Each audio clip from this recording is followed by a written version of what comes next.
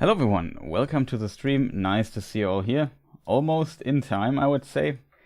And today we have gathered here on this YouTube channel to watch the last of the 3 Hobbit films from Peter Jackson together, with the title The Hobbit, The Battle of the Five Armies. And we watch this in the extended edition. So there is that. As always, I will show you the timecode in the stream, and the timecode basically will help you to synchronize your version with my version, because obviously I can't stream the film itself here on Twitch. It's often explained that would get me into quite a bit of trouble, and of course I don't want to get into quite a bit of trouble. As a result, we have to do it like this. And let me just update here my setup stuff really quick here in the background. And yeah, welcome everyone. I hope you had a fantastic day. I feel kind of curious how my perception of the third film will be. And yeah, that's very interesting. I have to say the second film I liked more than I initially liked it, especially in the extended edition. I was also at times a bit distracted. So there's that. There's a timecode of our last watch party here that you currently are seeing. I have to reset that as well at some point. We will maybe, because it's probably a nice addition, sometimes switch to the map and show you where we are. Well, in this case it's not that difficult anymore because we're mostly in Lake Town and at Erebor and maybe at Dol Guldur a few times. But whatever, we can still use this little map feature because we like maps here. Hi again, hi Priscilla, nice that you are here. Hope your finger's getting better. So get well soon in that regard. Yeah, originally saw also the fourth movie. I mean, after the second movie was quite disappointed seeing it. And the fourth one was, well, it's not that bad. Like, it was... My expectations weren't that high. Mark says it is fine. I know the movie well enough and will sprinkle nuggets of wisdom according to what you or chat mention at any given moment. Okay, that's awesome, Mark. Do you think the dwarves have found Dagobert, Scrooge McDuck swimming on the treasure between the movies? It would be interesting to know. Don't stream movies on Twitch or it will land in trouble too big for you, as the gaffer says, exactly like that. Like on YouTube, Twitch, you should not stream movies. Unfortunately, like I said, I would love to do that, but unfortunately, it is illegal. That is the correct timer, it seems. Okay, awesome. We have that here as well. So I'll reset the timer, that is good. We can start then in a moment. I will, of course, as always, forgot in my preparation to do something which we might do then in the background. Oh, I could also do this really quick.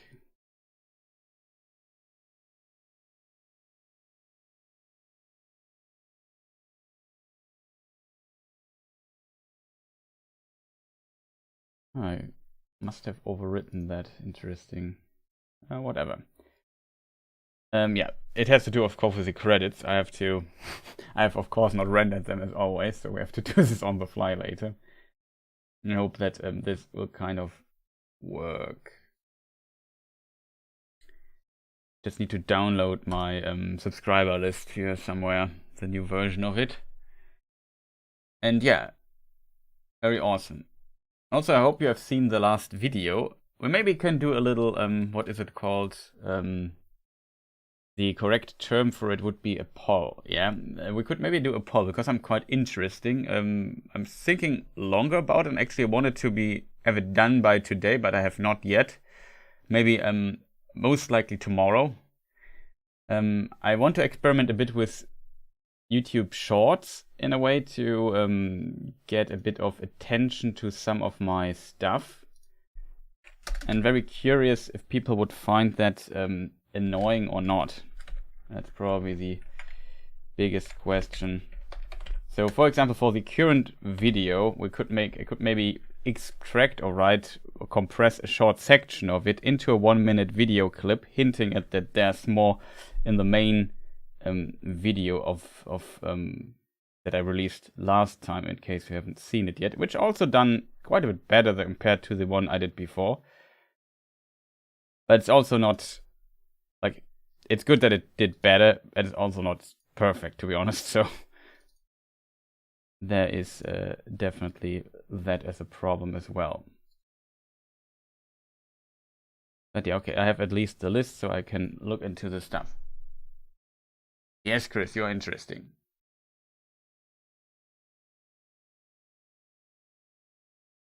For Hobbit film dislikers, the waiting is the best part. Yeah, probably it is.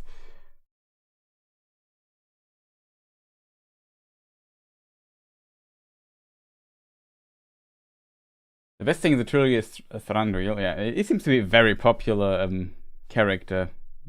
Quite interesting. My finger is still dipped into cold water. Well, probably good.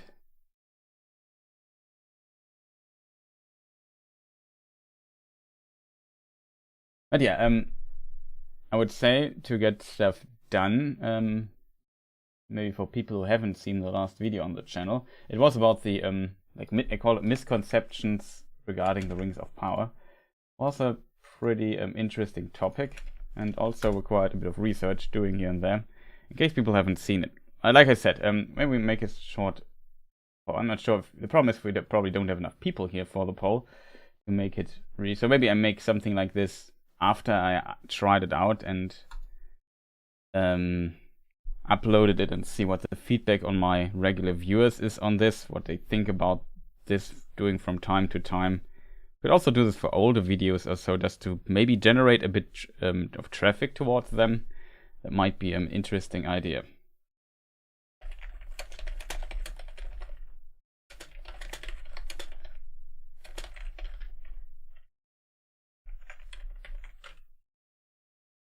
How do I phrase this?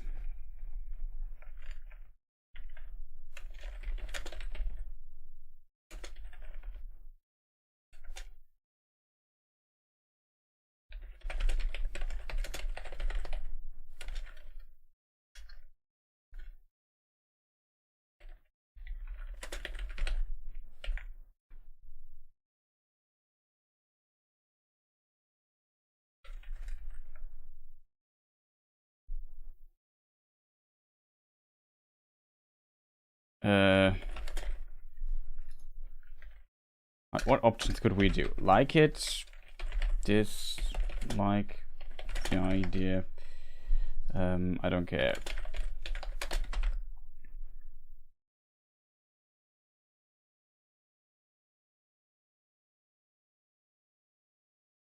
Maybe something like this. So in regards of hinting at a bigger video, just very curious what people think.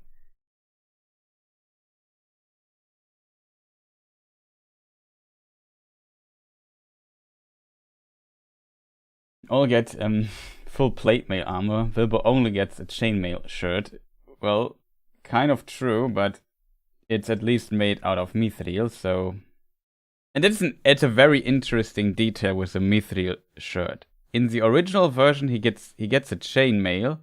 In the original version, I mean the first edition of The Hobbit, written in 1937. And there the term mithril is not appearing yet. I think Tolkien added it into the book in the second edition later on, if I'm not mistaken. I can maybe double check if you are interested, because now I'm curious as well. Yeah.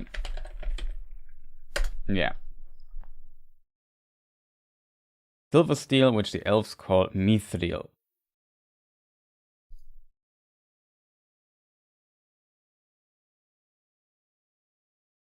Maybe just out of curiosity, let me just get my first edition copy of the book.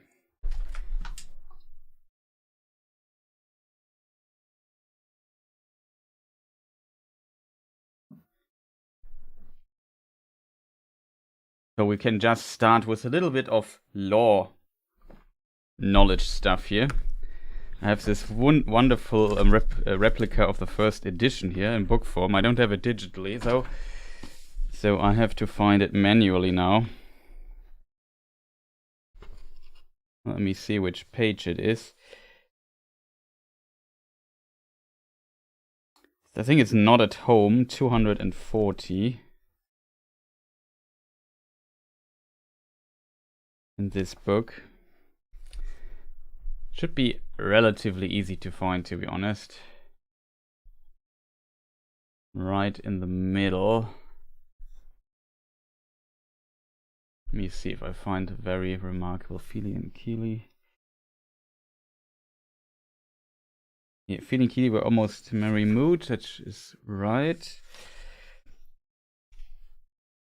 Here it is. Mr. Baggins, he cried. Here is the first payment of your reward. Cast off your old coat and put on this. With that, he put on Bilbo a small coat of mail wrought for some young elf prince long ago. It was of silvered steel and ornamented with pearls, and with it went a belt of pearls and crystals. A light helm of figured leather strengthened beneath with hoops of steel and studded about the brim with white gems was set upon the hobbit's head. In the this is from the first edition published in 1937. In the second edition it reads like, Mr. Baggins, he cried, here is the first payment of your reward. Cast off your old coat and put on this. With that he put on Bilbo a small coat of mail wrought for some young elf prince long ago. It was of silver steel, which the elves called mithril, and with it went a belt of pearls and crystals, a light helm figured, and so on. So that's the same section, and Tolkien just added this, which the elves called mithril.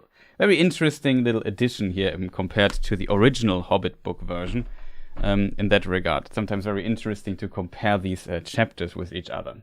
Also, this was terrible read by my side, so I apologize, but yeah, it's very interesting to see these differences. I always wanted to make a difference video between the first edition Hobbit and the second one, but as you can imagine, going through a complete book and just find out every literal half sentence that is changed or added there, like this one, will take some time. So currently my motivation doing that is not that high. Yeah, exactly. Shmuel Schreiber says, yes, he invented mithril for Lord of the Rings. At first called it Ithril. Yeah, that is true. I want a mithril shirt with engraved title Chris Minutes on the front. It would be funny merchandise. I guess it would be quite difficult to produce.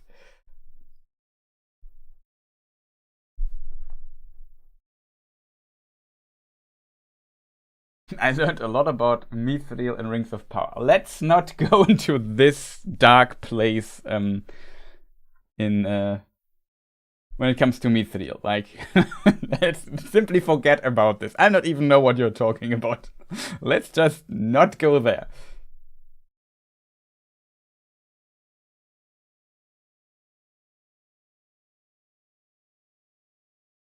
Mithril armor always bugged me. A whole dwarven army clad in mithril should be invincible. No, potentially, I guess. I guess their armor was still pretty good. The problem is, you would need a full armor plate out of mithril. I think mithril is too rare. Like Gandalf said something about the value of mithril in Lord of the Rings, I think. Unfortunately, I don't know what he says. Does somebody know the quote?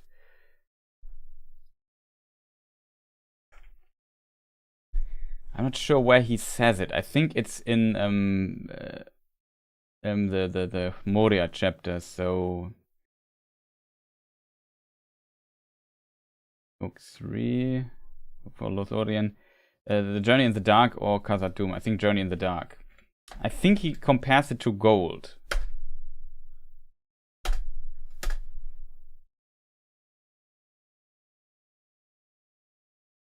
Right there, I think it is. Here it says, dwarves have a name which they do not tell. Maybe I should start earlier. For here alone in the world was found Moria silver, or true silver as some have called it. Mithril is the elvish name. The dwarfs have a name which they do not tell. Its worth was 10 times that of gold, and now it is beyond price, for little is left above ground, and even the orcs dare not to delve here for it. So, it's an interesting statement that Gandalf makes here, that it can only be found there, because originally it could also be found on Numenor, according to a note of Tolkien we find in Unfinished Tales. That's a different topic though, but it has 10, even back in the day, it had 10 times the worth of gold, and just cladding a whole dwarven army in gold was, I assume, just too expensive, and just now 10 times the amount the price would be needed to get this. So it's just a very rare material. Like Gandalf also says, yeah, this Mithril coat Bilbo has, it's worth more than the Shire. It's just kind of funny.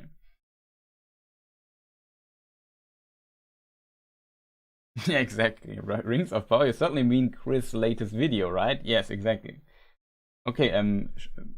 Shmuel Schreiber also says, I think it was 10 times more than gold in the old days, and now beyond measure. Exactly. Yeah. Luckily, I found it as well. But thank you for giving the correct answer here. I really like merchandise, but I just bought an NFT book from Tumblr. It was 50 euros total because of FedEx. I'm very poor for the next 6 months now.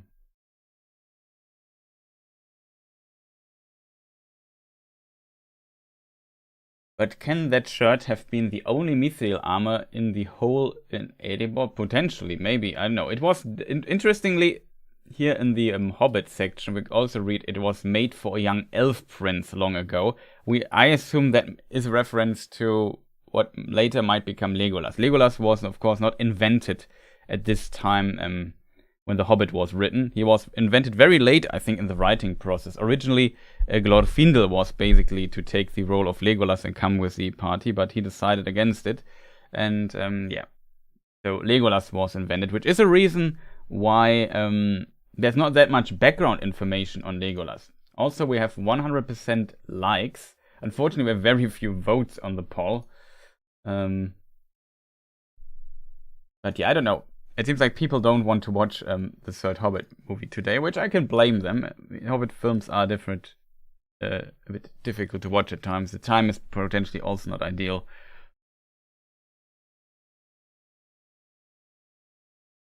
The elves ate all the Mithrilians.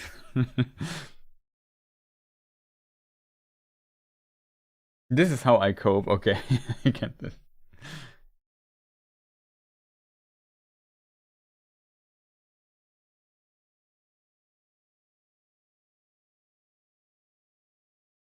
They would not be invincible with such a shirt anyway. What you need is a chest plate. Yeah, you need to make like a full plate armor out of it or something, so they're completely protected. But the dwarves are also known that they were pretty good protected in a way, simply because like we have in the Silmarillion a mention, unfortunately I don't know how it's phrased. Is it hideous?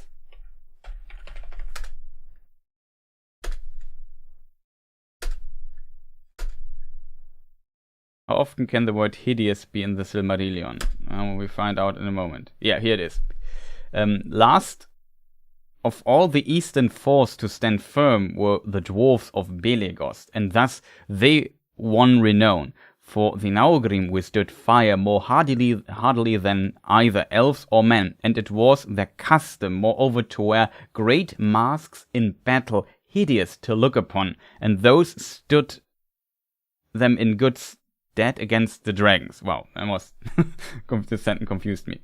But yeah, they have this hideous mask, and they could withstand fire with it, which means they were pretty well protected. Like, not many could withstand dragon fire in the Lord of the Rings universe. Like, you can even melt rings of power with it. So, except for the One Ring.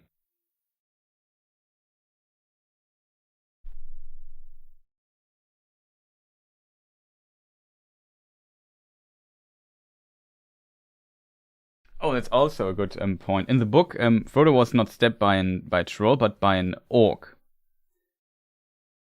The troll would probably smooshed him to death. I agree with Shmuel Schreiber here. I hope I pronounce your name right.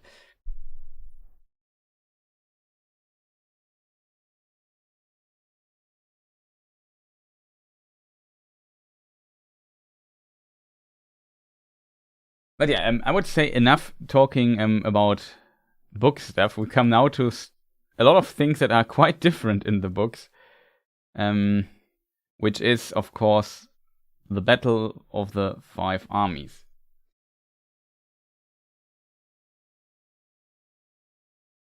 You do, and you are the first internet person to do so, which is a big surprise because I say words all the time and names wrong when it comes to the English talking space, simply because I don't know, there was some, what was it? There was like a YouTube comment and somebody hinted me at, Chris, it's pronounced like this, you idiot. He phrased it very politely though, but also not how I also, it was a polite hint. And what I found very interesting is, and I said, yeah, there were all the possibilities how to pronounce this, and I exactly chose the wrong one, so that is it. It was me. It was you. Yeah, and then it was you. I was not sure if it was you, to be honest, but it was some time ago. And yeah, it was that. And I forgot again how it's pronounced. So I have to look it up again. But this word I simply say too rarely in my daily life. But yeah, it was this. Let me just consult the Cambridge Dictionary. Shibboleth. Okay, yeah. I think I stressed the wrong syllable in the word. But like I said, it's a word. I know its meaning, but I never really said it. I just read about it. It's not really the Battle of the Five Armies, it's the battle of the 3 separate armies against 2 allied armies. There's a difference, that is also true. But yeah, it's at least good that I remember. I will end the poll for now, because it might distract from watching the film.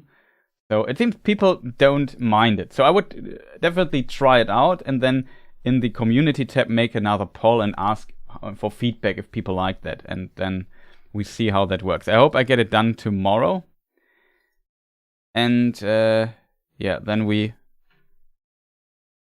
can watch things together. Let me just, my film's already running in the background, so I don't have trouble starting stuff. I will count down in a moment. I hope everybody is ready with their film, that they can press the play button in a moment. And I will make a countdown. We start on go, as always. And of course, I need to get my setup here set up correctly for this to kind of work. We will start with the Warner Brother logo, so I don't skip that. It seems chat is ready, at least ours Aurelian is, and nobody has said he's not ready. And I think I talked a lot for people to set their stuff up, and I'm still trying to delay a little bit so people still have the time to finish the last touches to get ready at least. And then we will watch the fantastic third Hobbit film by Peter Jackson in the extended edition. And I would say we start in 3, 2, 1, go. Okay, Warner Brother logo, time.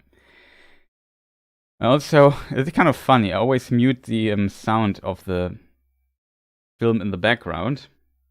And sometimes it takes a minute or two for me to realize that the sound is muted for whatever reason.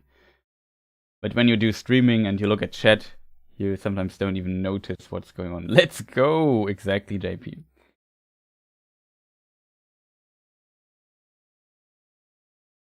Now we see the mighty line roar. Goldmire logo, New Line Cinema. And Metro Goldwyn. Okay, I can't read that fast.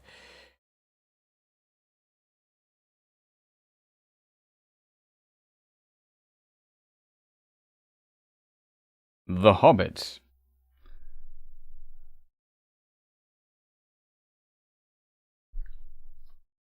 Also, I hope I don't bleed in-game sounds through.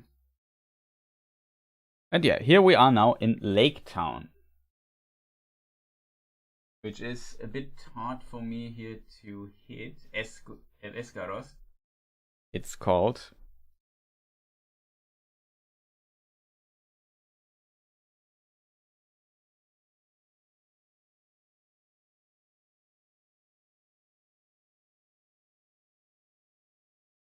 But sire, should we not try to save the town?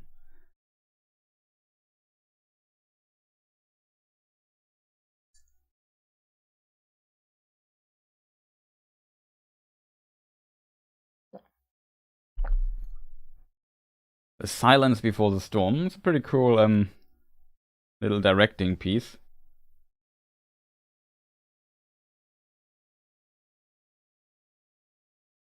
There are also the walnuts.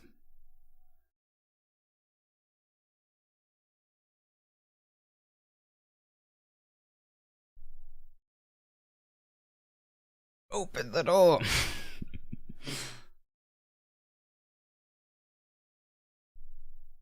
I mean, I don't mind Tauriel being there. Like, that there's an elf, I don't know why, but I can live with that. But that she heals Ely is just a really strange thing.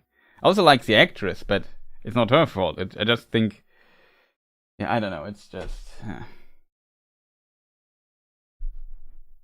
Still, I have to admit, I really like the style and, you know, the feeling, the atmosphere of Lake Town. I feel I kind of like it.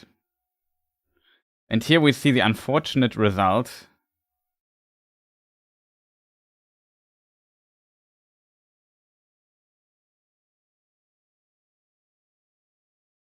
This is why dragons are kind of scary. They can fly and attack at the same time. Was this again Peter Jackson's daughter there? I'm not sure though. Maybe it's another daughter of him. Does he have multiple children? I'm not sure.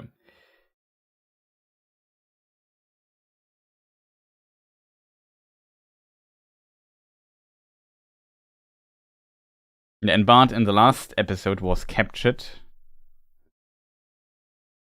Oh no. We have a collision.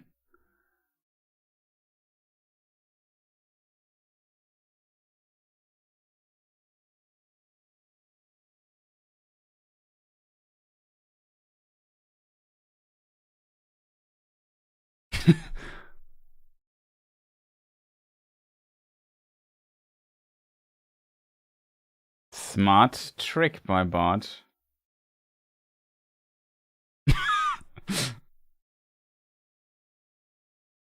He has a really strong neck, this guy.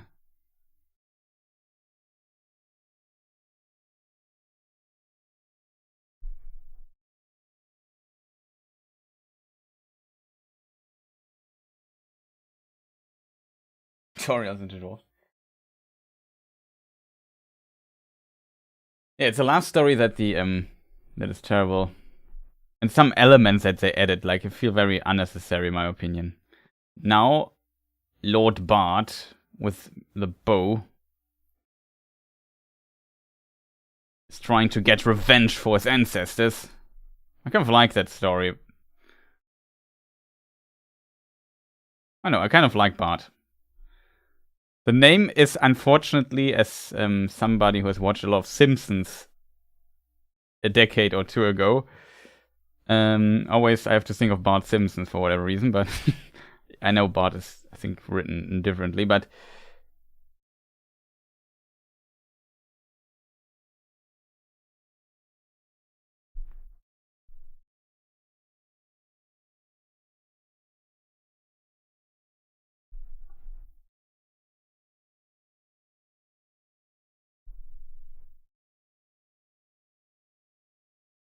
Dragonfire is rumored to paralyze your muscles and not able to heal afterward. That sounds unfortunately scary. Not even with Arthelas. I guess even the power of Arthelas can't be broken, so probably that works. He has a mithril neck protector. Pretend which to like rip out, I don't know, a wooden beam of that size, he probably has.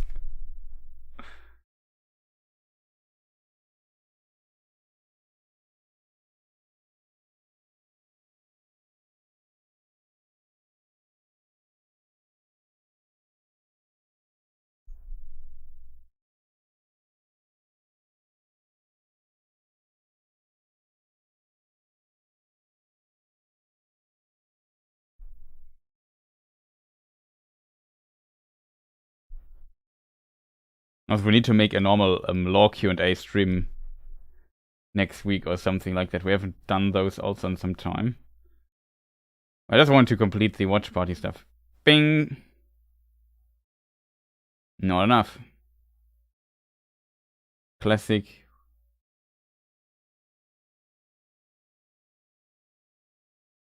Bell thing. Must be really loud there.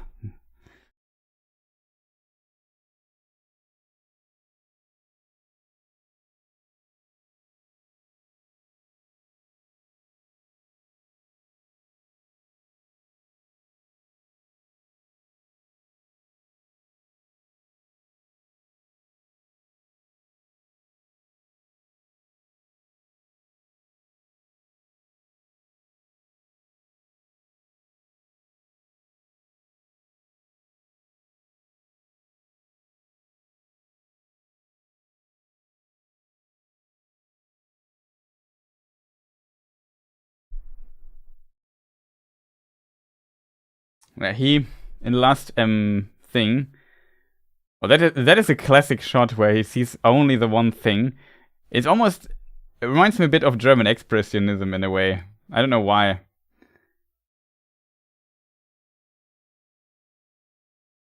But yeah, in the last not episode but film, his son hit the black arrow on a boat.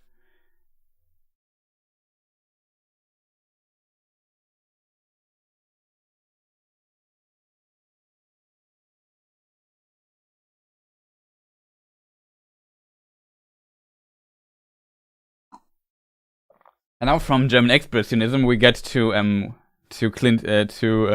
Sergio Leone westerns.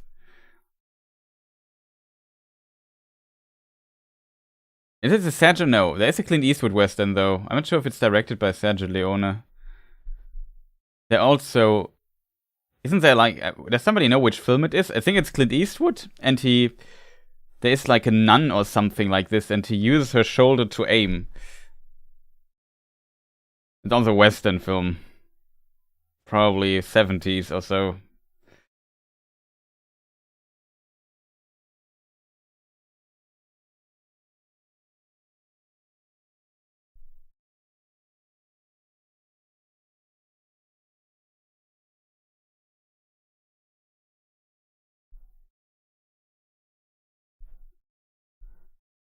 Now Smoke's talking to Bart in case people want to know which scene we are in. Some people are just watching along without having the actual film running, so we have to describe what we see.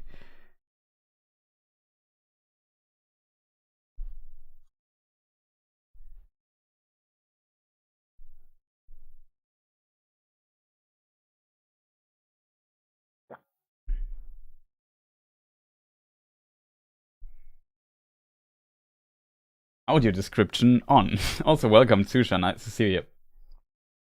Yeah, the facial expression of Bart's son are really good. I agree on that. I think he played that very well. This is now the Clint Eastwood thing I was thinking of.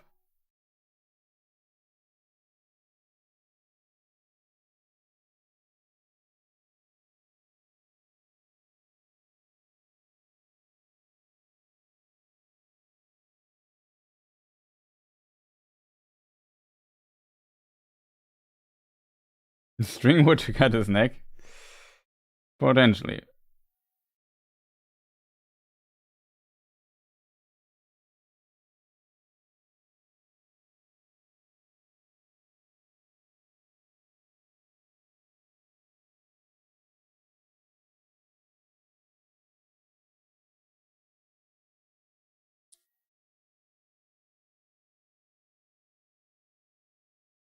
Edge.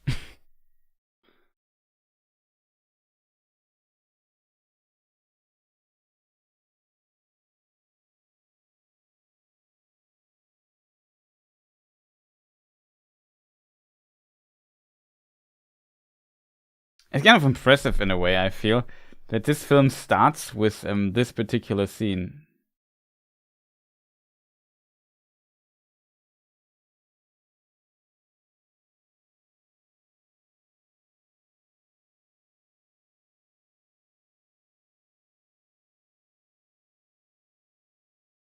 And yeah, Smaug falls into the sea. Uh-oh. And squashes the...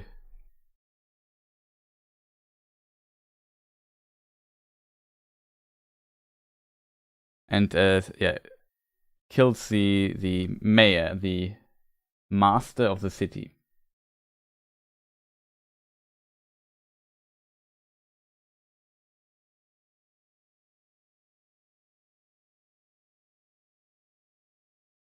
The Raven of Erebor returned to the mountain. I also like that the dwarves are very also sad to see that the dragon attacks the town.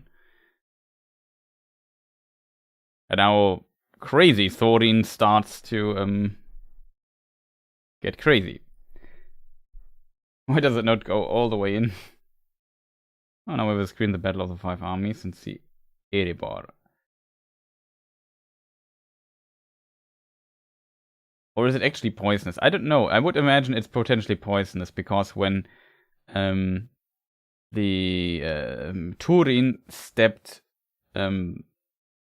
Glaurung, I think the blood also poisoned him. Maybe I remember this not fully correct, but I would imagine it's similar. Now we see Gandalf in a cage, and we are to Dol Guldur, which is down here on the map. Now we are back in, here's the voice of Galadriel. Now we're back in Lake Town and people are swimming on land.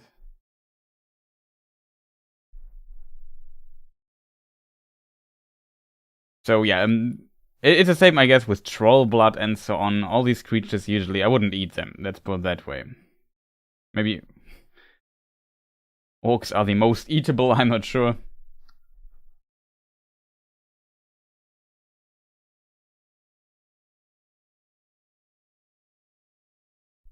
Oh, and now comes a very annoying Alfred.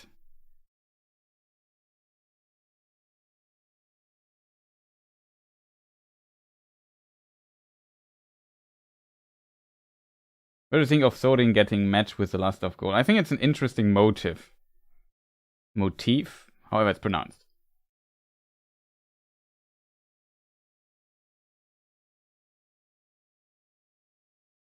It's a wild count to use Roscobel as Roscobel is the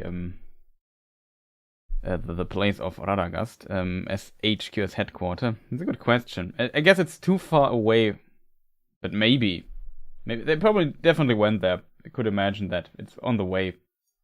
It's somewhere here. Maybe that's the House of Beorn, and it's a bit further south, but round about this region, according to the Atlas of Middle-earth by Karen Wynne Fonstad. There's this old road, and it's a bit north of it, it seems. I always would have assumed it's south, but I think Karen Wynne Fonstad placed it there.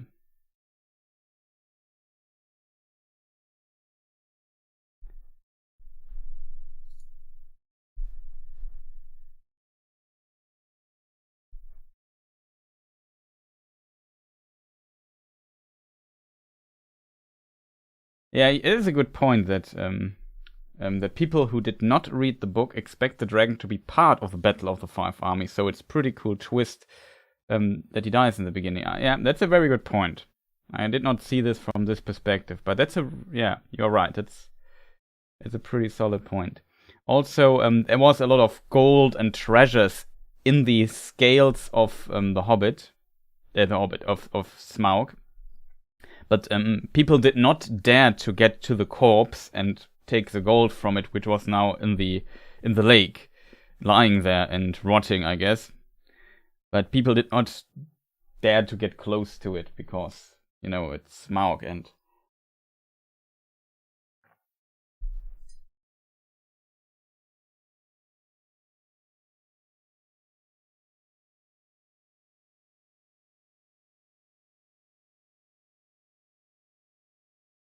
Hmm.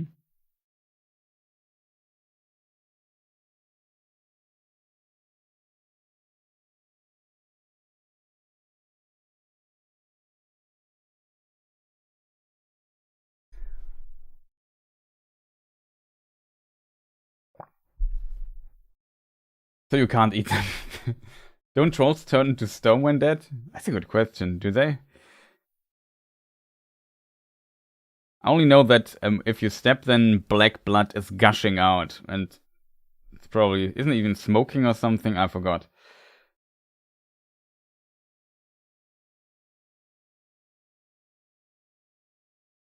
Oh, Alfred is also such an annoying character.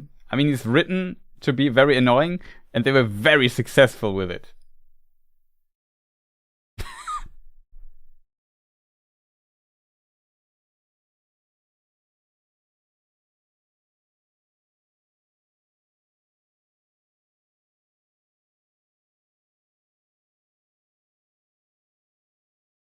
Did he just set down the Anduin? It's a funny reference, but the Anduin, of course, is not connected to the river where they are currently in. To be fair, I'm actually not sure. Let me just get the atlas really quick.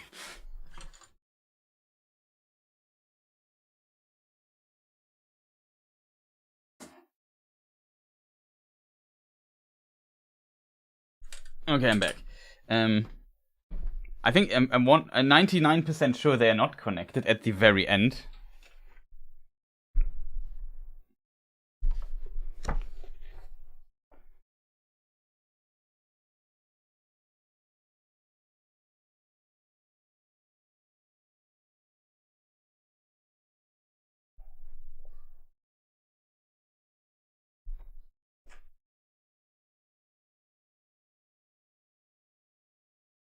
Lorien, it goes down. I don't think so. It goes straight. The question is, where does the Lake Town River go? The Lake Town River goes into the Sea of Rune. So we only have a big sea there.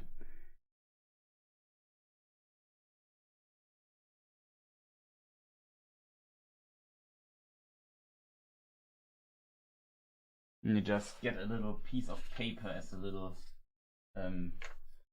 what do you call it? A mark in my book? What is Lesezeichen in English? Chris and vocabulary. A bookmark, of course. It's a bookmark, yes. Bookmark it. I knew it. I knew the word. Oh man, Chris. Show us a map. So yeah, the Lake Town River, just for the question, is here. And it goes all the way down. The Anduin is here on this side. This is the River Anduin. And it goes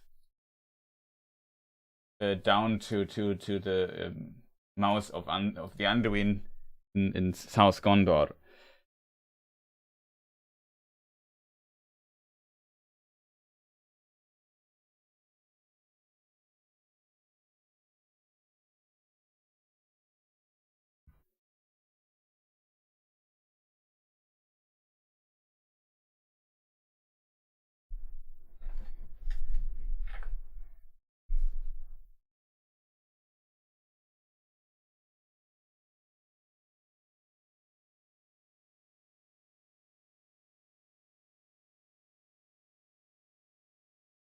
Yeah, that's true. We're very fast to associate this with sickness. Agree.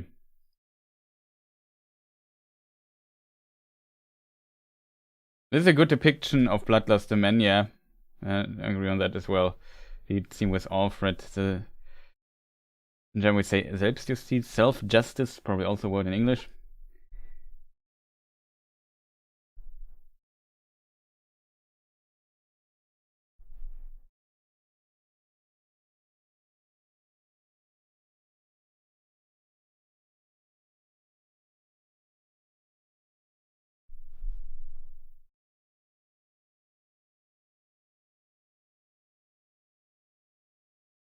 I mute myself for a moment to just consume some chocolate.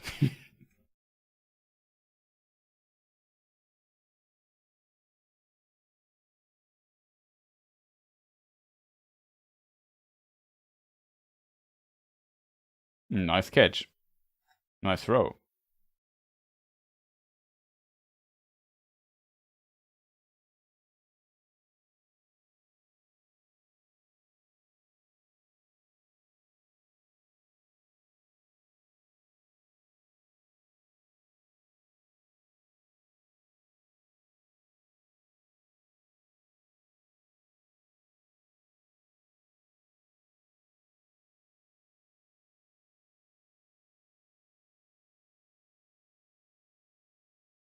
So they're now searching the Arkenstone. Zujan, I keep wondering why I'm getting out of sync. I was watching at 1.5 speed, yeah. I had this at one time as well. Not in a watch party, I just wondered something is off with the voices. And then I noticed, oh, it's 1.5 times as fast.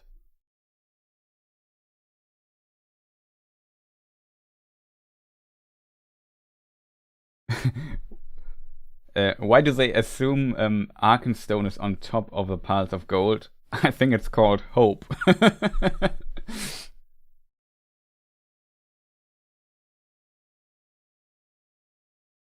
But yeah, I think they simply hope it is. So it's not buried. And an artifact this important, maybe they assume it is on top. There was potentially, I mean, how did it even get lost there, right? It's a good question. It was not like people would pile more gold on there, so it could be buried. And considering how little Smaug moved, probably there was no chance of getting it. And here we see how he got the Arkenstone. As said, the Arkenstone, there is a theory, or maybe even some hints, that very early on the Hobbit played in the First Age. And is connected maybe to Thranduil and stuff. And maybe there was for a very small amount of time the idea of Tolkien to have it be one of the Silmarillion. Maybe the one we know from the First Age within the context of Thingol. Did I say Thranduil? Thingol, King Thingol, I mean. And Beard and Luthien, that one. But potentially not, and it must have been, if it ever existed as an idea in Tolkien's mind, abandoned me very fast. So it's not a Silmaril, in case people wonder. There's often the question, is it Arkenstone, can it be a Silmaril, one of the Silmarilli? No. Wow.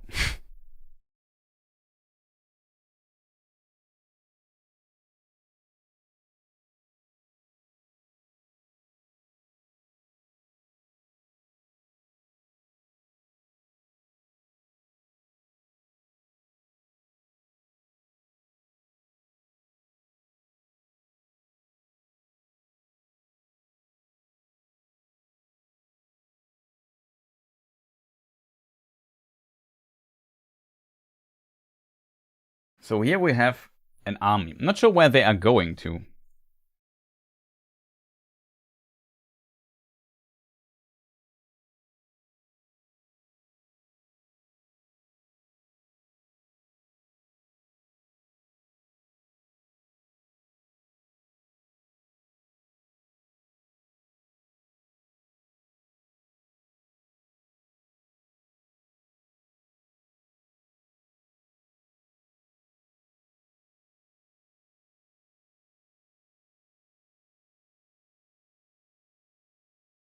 They write to Gundabad.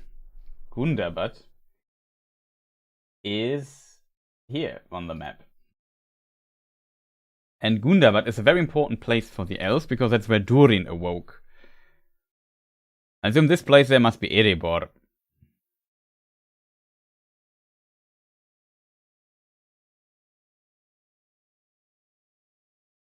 I just asked ChatGPT the etymology of Arkenstone. It says the word Arkenstone is derived from the Old English word Erkanstan, meaning precious stone. Erkanstan. Interesting.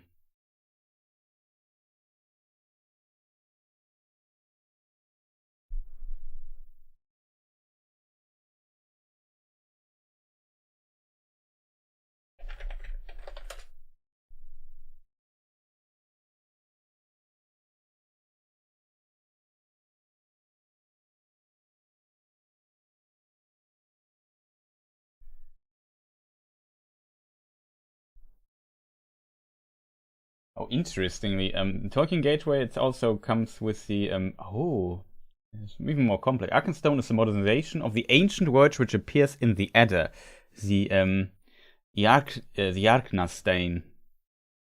I'm not sure if E and I is a diphthong in Old Norse.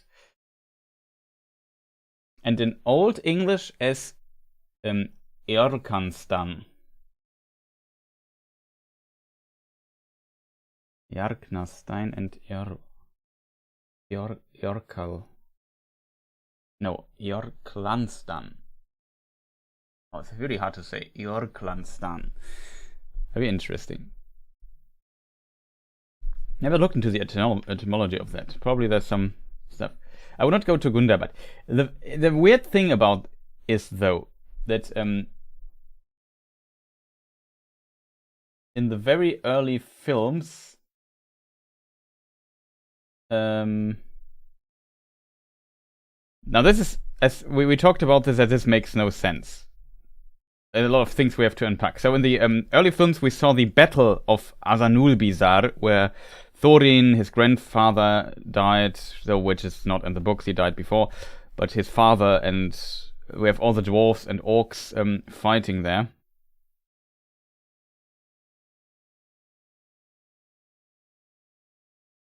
And interestingly, the in this battle they freed Gundabad as well. So at this time the orcs did not control Gundabad. So that is also a lore contradiction in my opinion. Also Gundabad is not a fortress, it's a mountain. And Gandalf getting owned by orc is also very unlikely. And also Sauron not taking the ring from Gandalf while he's unconscious is, in my opinion, also very unrealistic. And another thing I wanted to talk about is the telepathic communication.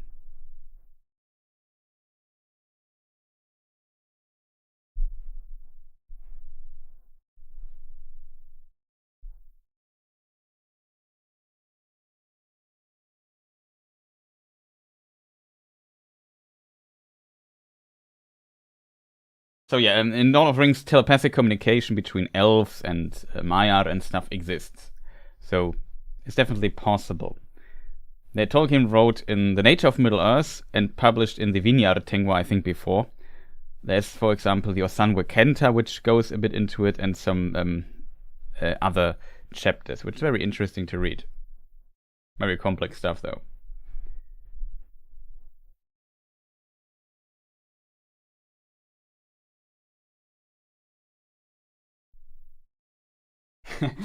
Mark Giese. The Edda. Tolkien's preferred place to borrow from. That's true. Gandalf is a name from the Edda. Thorin, Throin, Thror, I think, must be as well. And all the other dwarf names are all from the Edda. Dori, Nori, Ori, Bifur, Bufur, Bombor,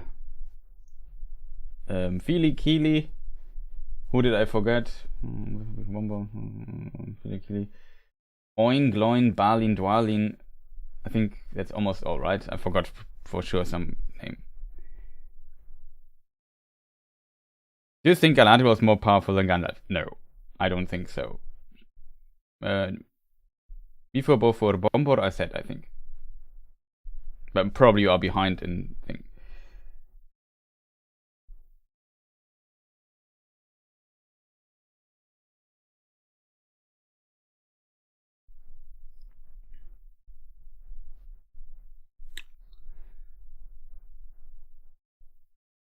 I mean, it depends a little bit with Galadriel, because Tolkien buffed Galadriel quite a bit over time. I also like that we see here good old Agent Smith action. And also in the books, Gandalf is not captured by Sauron. So this could not have... Like, he attacks together with the other council members because Saruman decides not blocking the council. Welcome to the Hobbit, the video game. Yeah, kind of. I mean, they have to somehow... We know they attacked Dol Guldur, and we know Sauron fled in the books. How this looked, we don't know. It's not described in any detail. But it is...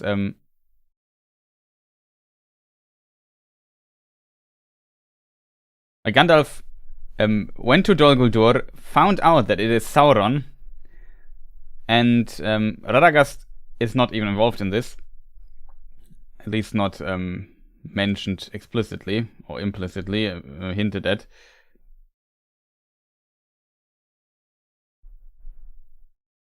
Mr. Anders Sauron. Nice one.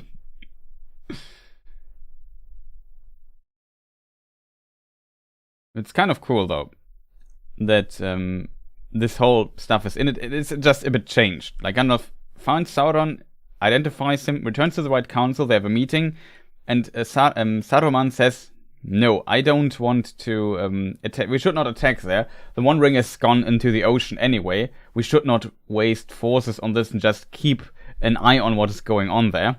Because Saruman was in the meantime searching for the One Ring, but then he got kind of disturbed by also Sauron's servant searching for the One Ring in this region. And then he said, maybe it would be smart to get Sauron out of there. So he said, yeah, maybe we should really attack Dol Guldur.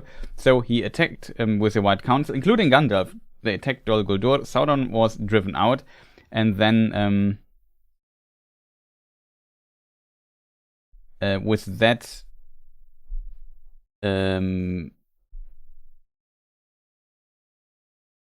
he had the time to search for the One Ring around the Gladden Fields.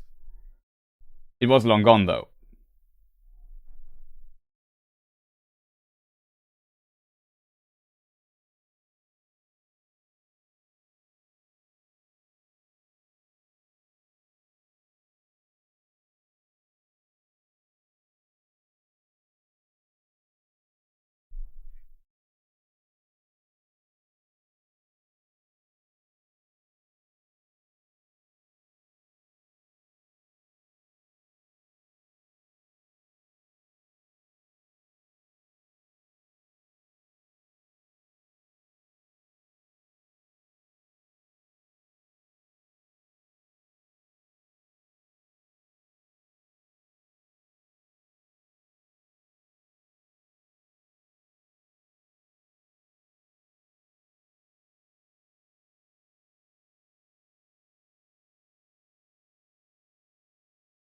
A bit strange that it's more a Galadriel banishes him instead of like a combined effort. This sounds like something from Doctor Who, yeah.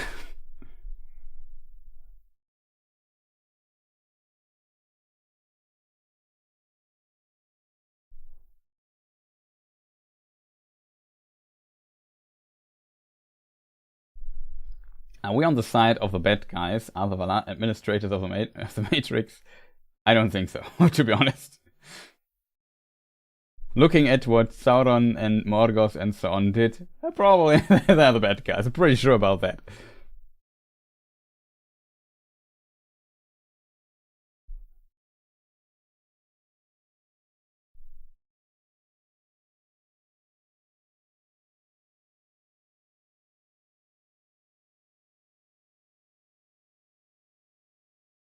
Yeah, I will ally with them in secret.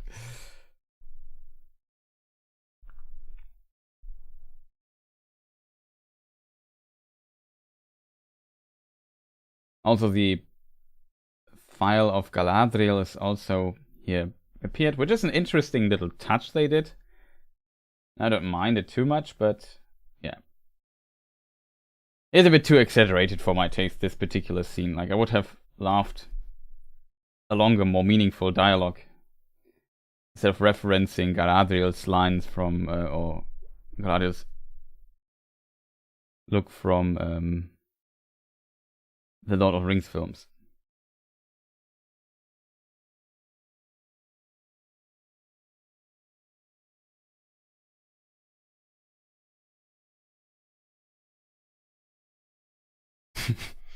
He gets his staff from Radagast, which is also unusual.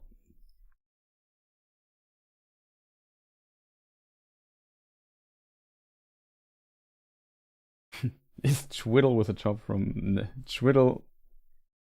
I don't think so, to be honest. I could search for it.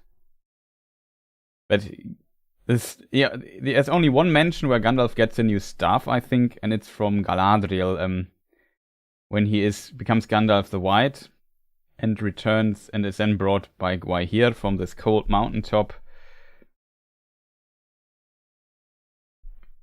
to Lothlorien, and there he gets closed and a new staff. I think that's the only mention.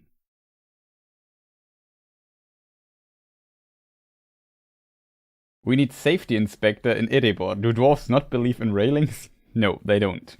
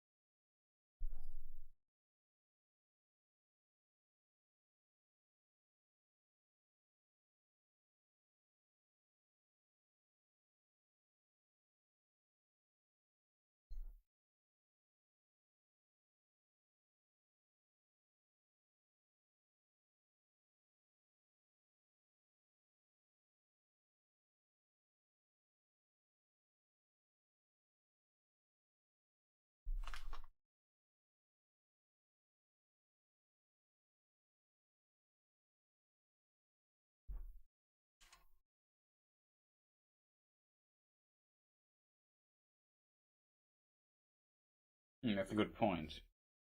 Another perk of being short and stubby, with large, heavy feet. Yeah, well, they don't fall off or over, whatever the correct preposition is.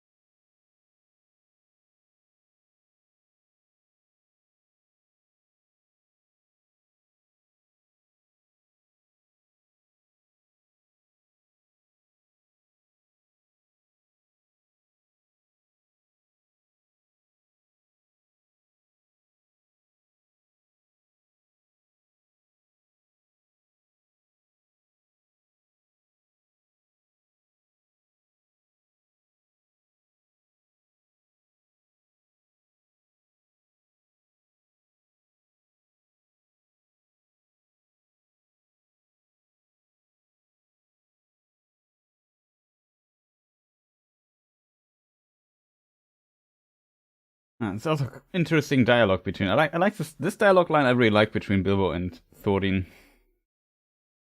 Another tree reference, yeah.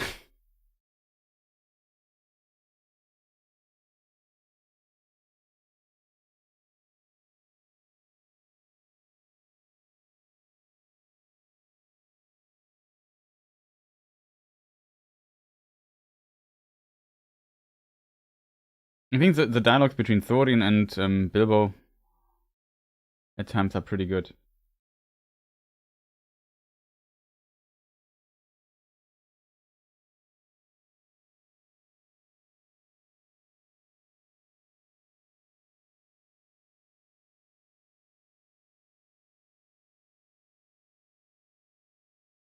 Yeah, they had really good chemistry.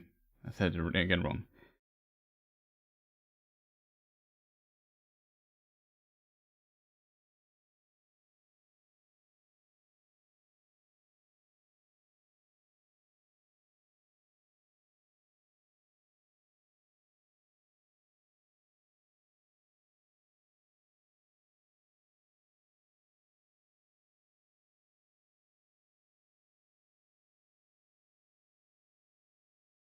A 60-year-old oak can't be the great oak above back end, yeah. And water might help.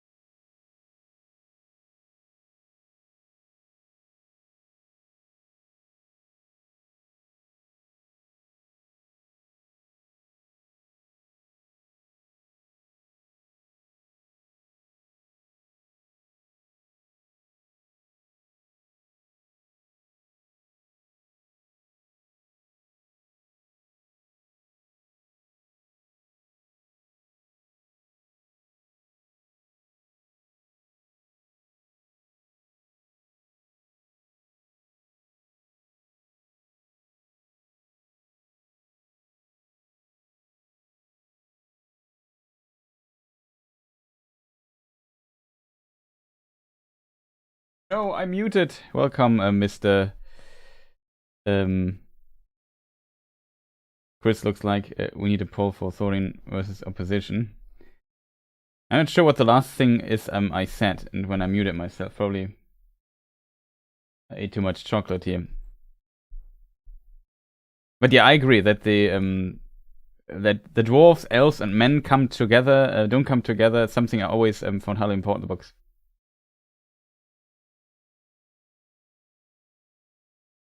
But I also like, I know, for film in such a short amount of time to get this conflict kind of going.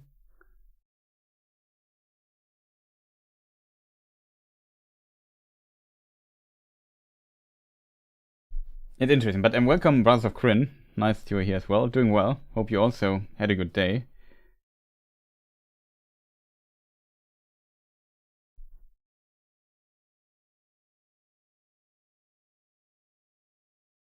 But yeah. Elven King book. Long will I tarry ere I begin this war for gold. Thranduil the movie. Let's hunt some dwarf. I really like that one.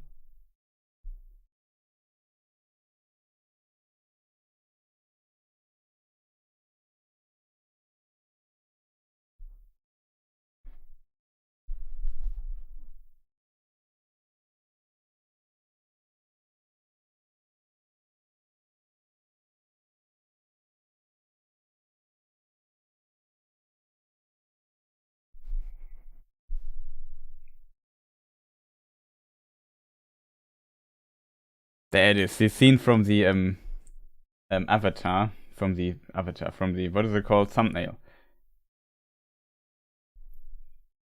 Then as said, in the first version of The Hobbit, it's not Mithril was not invented yet, so it's not called a Mithril code. Just a we just read it a moment ago.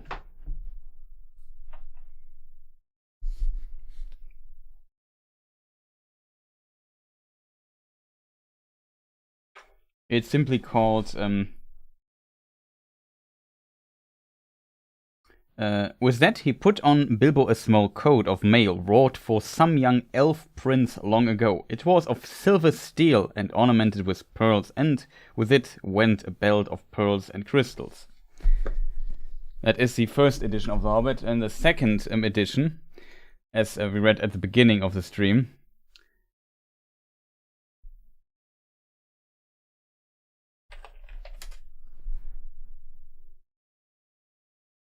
with that, he put on Bilbo a small coat of mail wrought for some young elf prince long ago. It was of silver steel, and now, which the elves call Mithril, and with it went a belt of pearls and crystals. So, yeah, Tolkien added a little sentence here in the second edition, 1951 versus 1937. Here we have the similarity to Bilbo speaking to Thorin, the similarity to how Thorin speaks to Smaug. Really like that.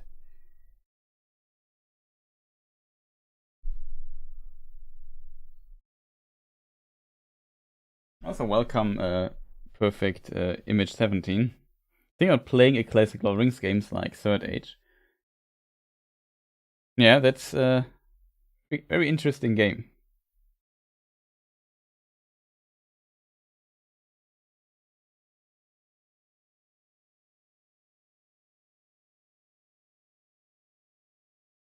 It was really expensive. We discussed earlier, Mithril was 10 times as expensive as gold, and that was when Mithril was still mined in Moria, I guess. In the old days, the good old days. And now it's potentially too expensive to just clad a dwarven army with it. And also you have to consider Erebor is an exile kingdom already. These dwarves, not all of them, are originally from Moria. And Erebor is basically when Moria got attacked by, or they woke up the Balrog and then were attacked and defeated and pushed out. They had to find another place. They then went, at some part went to the Grey Mountains. By the way, we are now seeing Gundabad, which is here. We can just leave the map on. Some went to the Grey Mountains.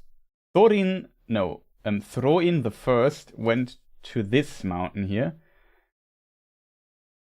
And then he went up also to the Grey Mountains because there was a new kingdom. Then the dragons attacked there, and they had to fled again. And then Thror, so Thorin the first, Throin the first is not the father of Thorin Oakenshield.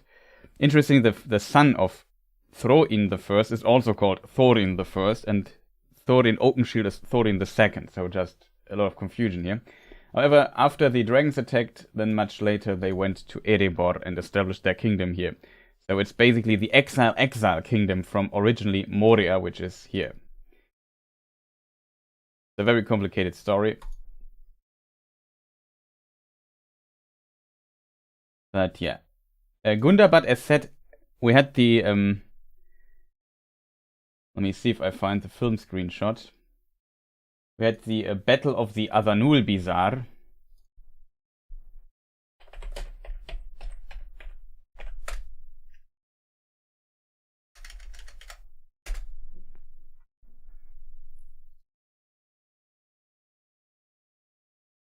Oh, sorry, that's the wrong Reddit.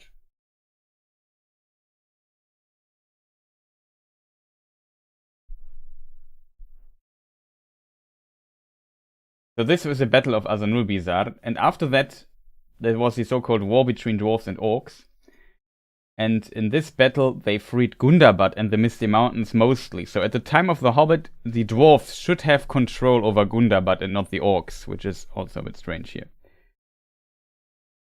Legolas' mother died in Gundabad only in the films. Who Legolas' mother is, we don't know. But it's very unlikely that she did. The dwarves and orcs consistently fought over Gundabad. And it was not a fortress, it was a mountain. It was an important place for the dwarves because one of the 7 fathers of the dwarves, Durin the Deathless, Durin the First, woke up in this mountain. And then he founded Moria later. So it's like a sacred place for the dwarves, and that's why they fight over it. And the orcs also want it because it's like the north is like good for them. They like the mountains. Maybe Sauron sends them there.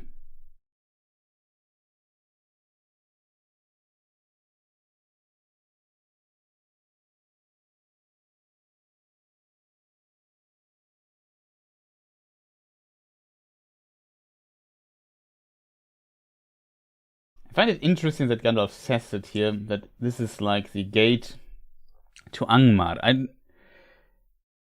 You could argue that it's not necessarily the case. I feel like the gate to Angmar, in case people wonder, is here.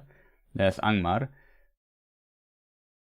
And there was, in my opinion, not really a chance of Angmar re-rising at this time just yet. I think the biggest gate of Angmar were definitely the Misty Mountains from here. But of course the dwarves had to go, the orcs had to get there somehow. I think the biggest gate for Angmar was Dol Guldur, like the gate to the Misty Mountains.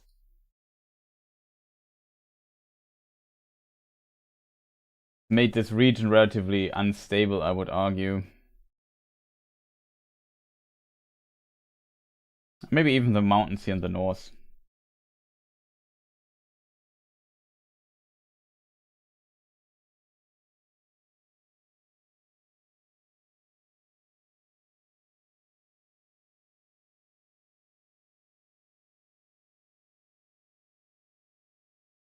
Yeah, it's also a very big change that this is Bolg, the son of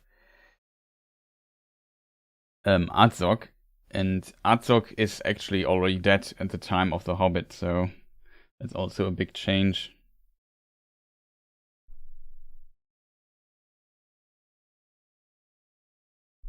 Yeah, exactly. He Durin the First, there's a lake called Miramare that's somewhere here, I think.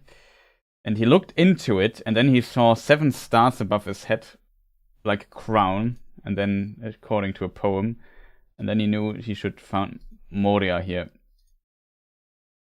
That was, though, in a distant past. And there's a curiosity, a very curious, strange point there. Because this must have been during the years of the trees, so before sun and moon existed, but we can see the description of the moon in this poem, which did not exist there. However, Tolkien had the idea of a round world version at some point where moon and sun always existed and stuff like that. But it's a complicated topic. He abandoned this idea. But there are some inconsistencies when it comes to sun and moon and the years of the trees here and there.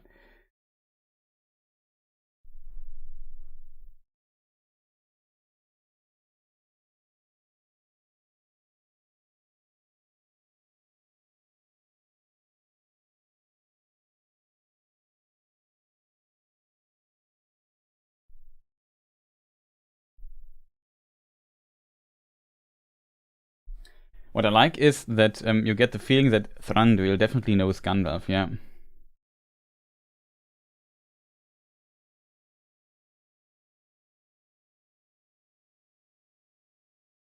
Oh, Joe, greetings, just joined. Started watching, but don't have extended version. What scene are you in? Currently, Bofur is, I think it's Bofur. I always forget Before and Bofur, mix them up. Is talking to Bilbo, and Bilbo is now leaving Erebor to go to the camp. But he's talking to this dwarf. I think it's Bofur. Yeah, it's Bofur. He just called him like he said.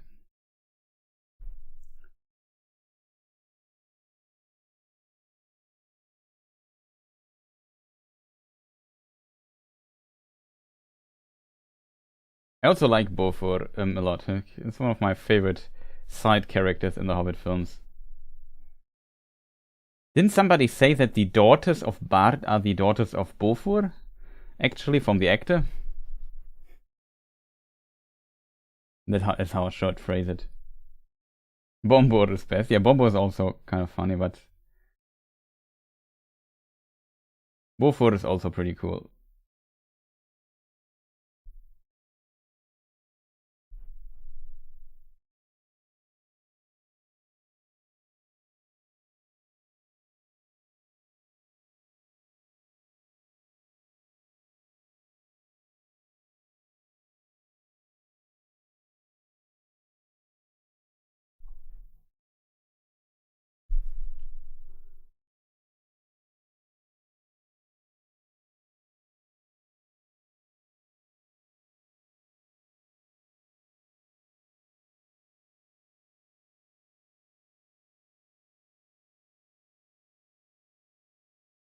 This gives a lot of tension for Bilbo, who's moving.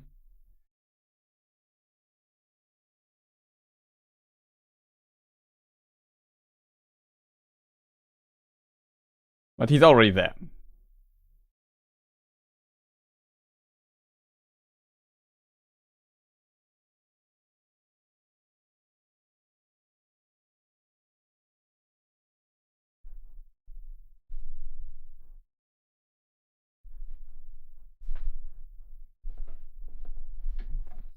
It's technically true.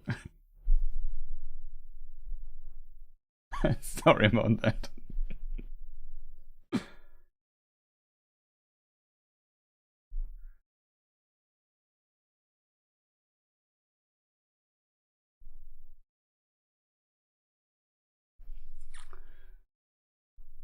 In the film, at least, they saw, I guess, Bilbo going into these barrels, so they must know that he stole the keys. I think it's the only possible explanation how the dwarves escaped. Yeah, that's true. The best scene maybe when he gives the Arkenstone away.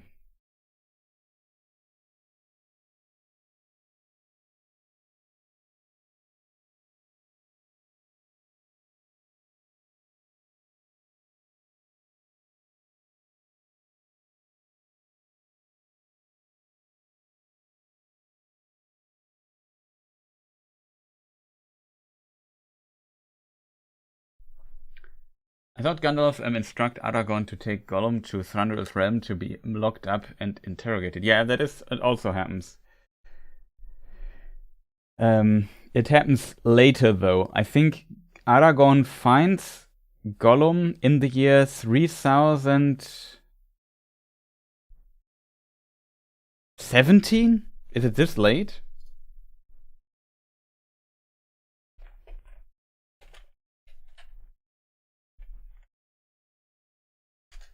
3017. Let me just look it up. Aragorn captures Gollum on the 1st of February, 3rd Age 3017. He's captured. Then he's brought, I assume, in the same year to Thranduil.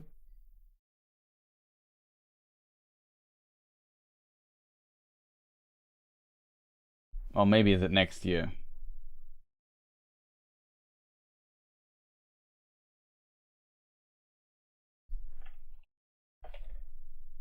Yeah. 21st of March, Aragorn brings Gollum to Thranduil Mirkwood because I think there's a reason for that. I think he could not take him any longer because it's kind of difficult and annoying to have Gollum all the time around you.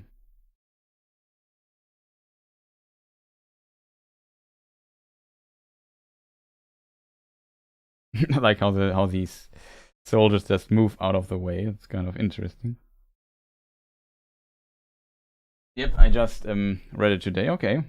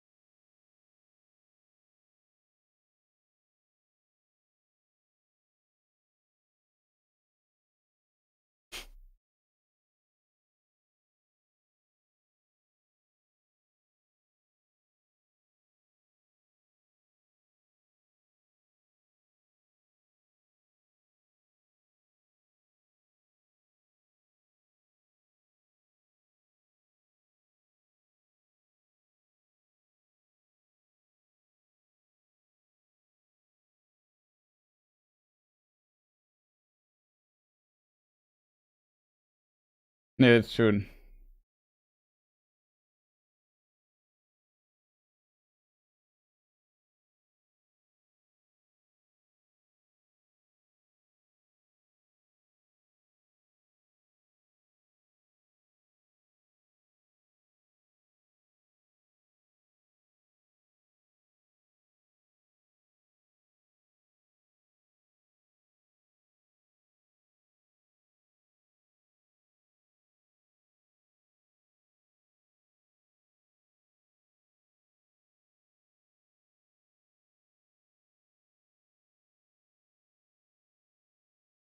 Yeah, it's kind of interesting that Thranduil let Bard keep it.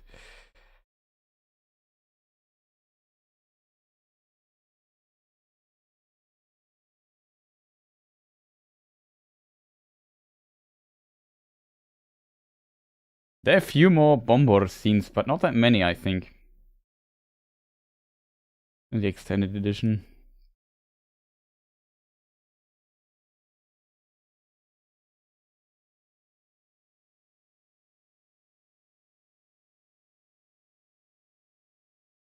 Now, there will be a new Moria game coming out soon.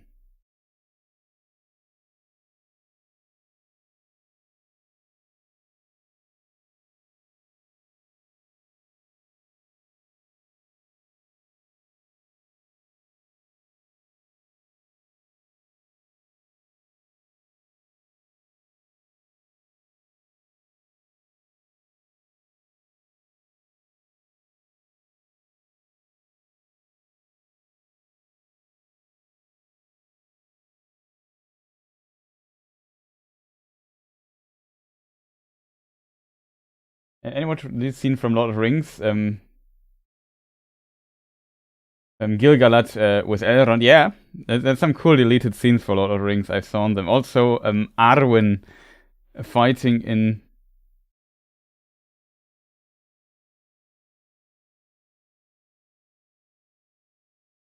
What do I want to say? Arwen in fighting in the Hornburg or Hornburg. I'm very curious about the new Moria game as well.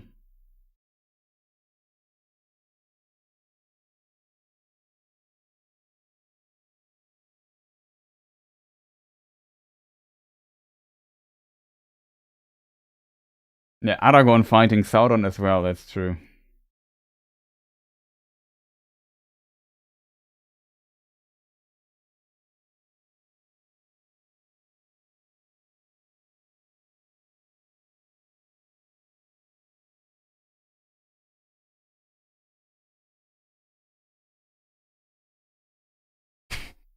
eBay.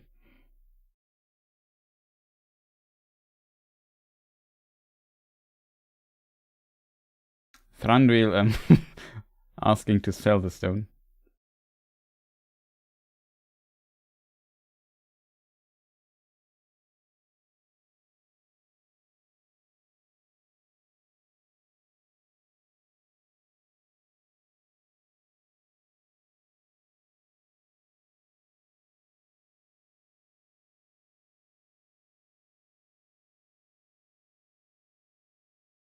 Balin tries also to say, dude, that's not smart what you're doing here.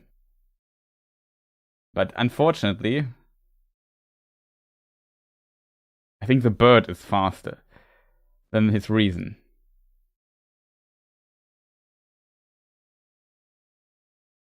Now he has a bird.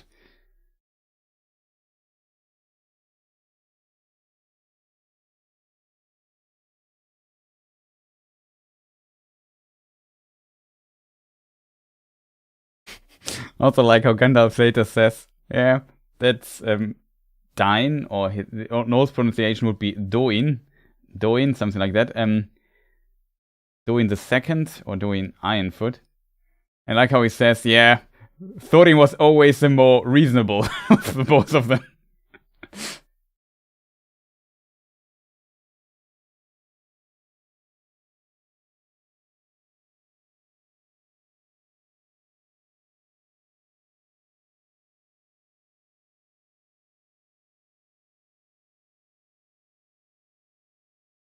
Lord of the Rings Online, if in case you ask me, I think it's pretty cool. He doesn't look very happy.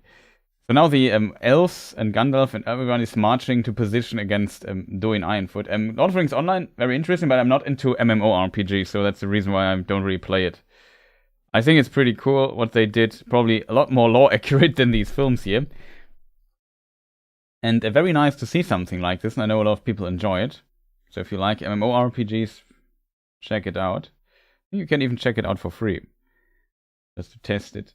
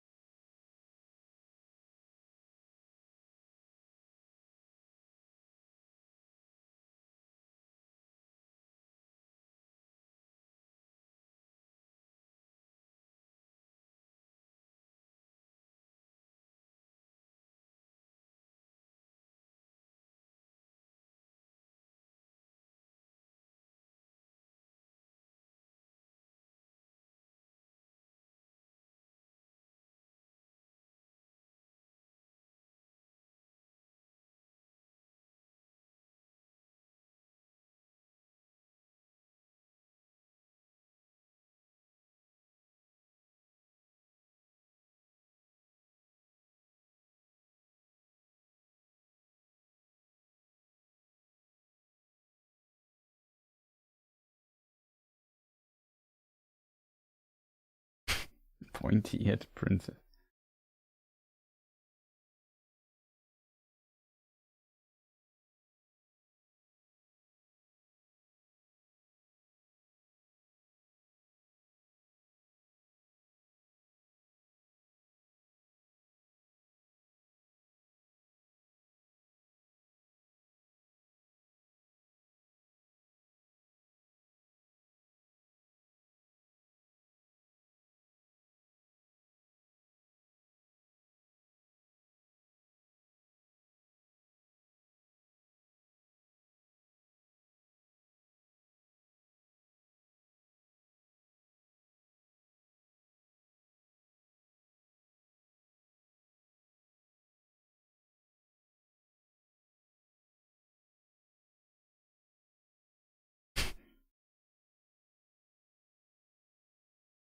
I think these things are also not in the books.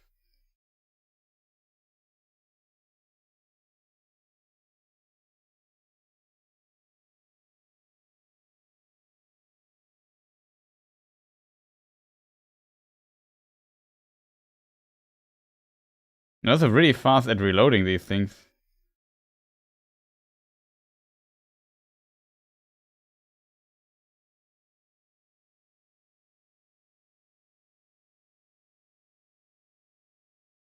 What odds am I offered on the elves?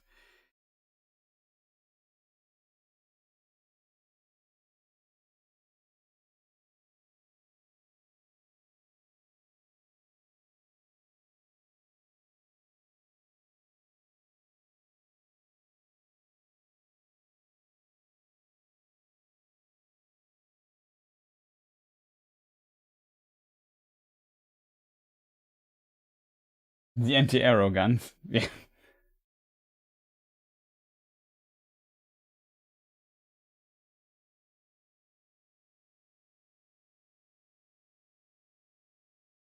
Yeah, that's right, Malefet. Doin killed Arzok in the first battle, though. Like in the battle that was,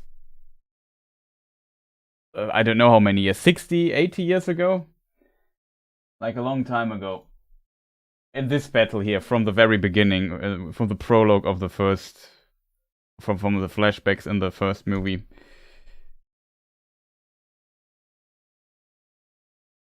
It's the Battle of Azanul Bizarre, it's called.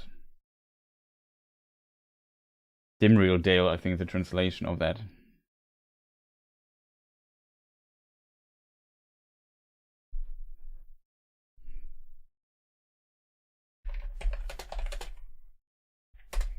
Let me just see when it was. It was 2799, so 140 years or earlier it is.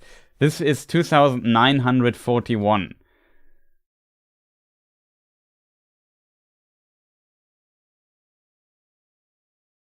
And Thorin is interesting, 190 years old here already, just for people maybe wondering how old he is. And that was 140 years ago.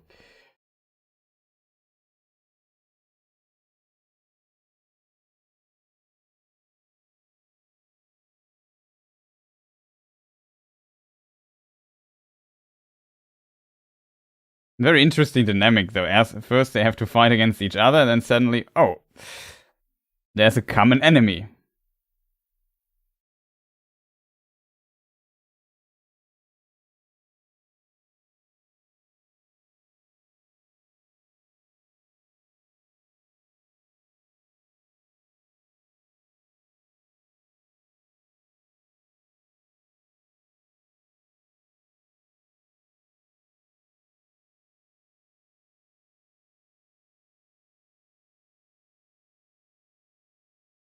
Kind of like how the dwarves are depicted as very sturdy here. Like, there's some scenes.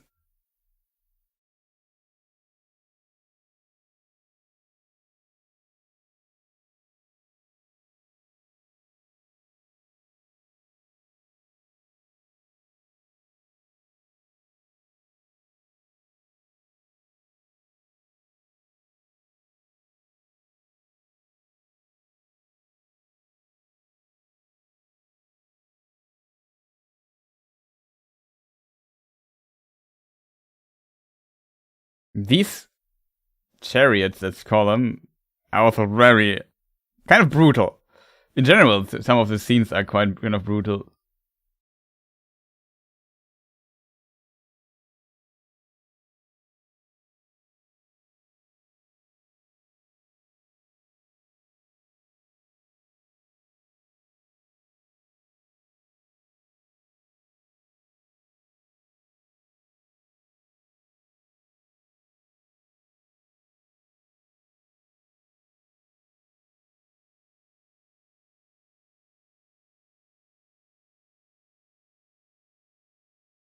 There's Legolas when you need him.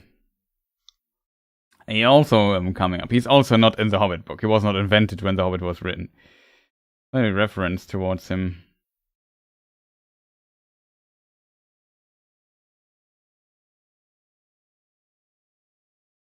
more a relosing than a retaking. Yeah.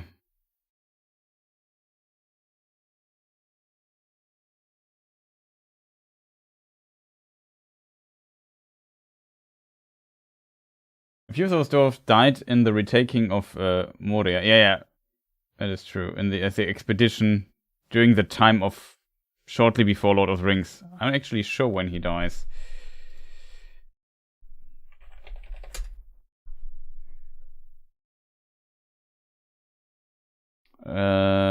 There's 2994, so 7 years before Bilbo's birthday, that is.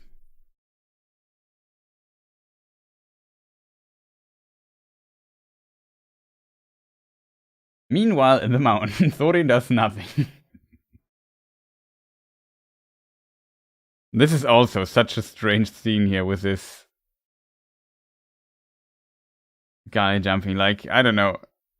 Some of the ideas of these big beasts and so on are so strange in this film. It's almost a little bit slapstick-like.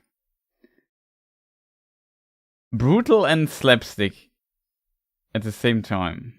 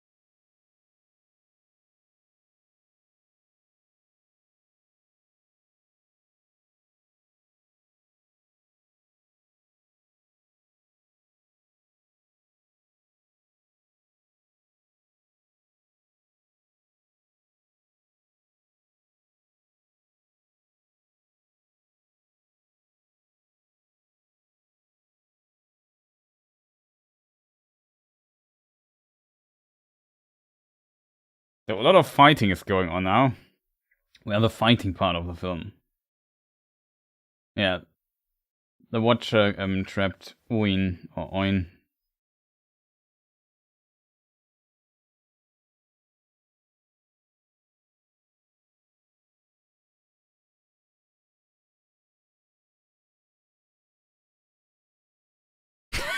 This guy, he knows. Just get away from here.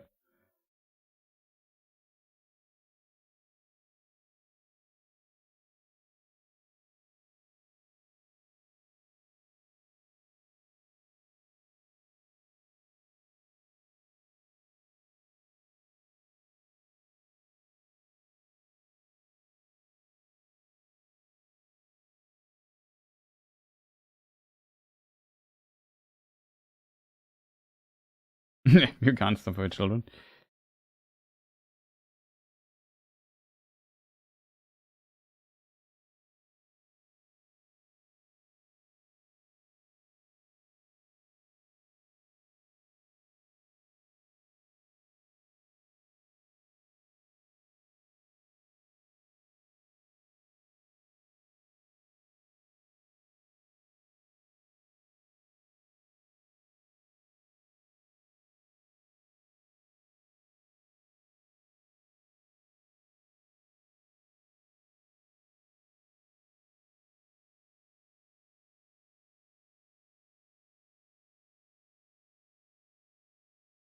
Yeah, Durin was also a very powerful warrior. You have to give it credit to him.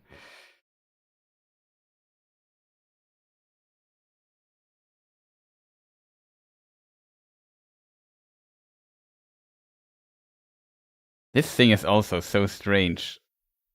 It's very brutal. Like, just look how it's controlled. Like, what on earth did they think designing this entity there?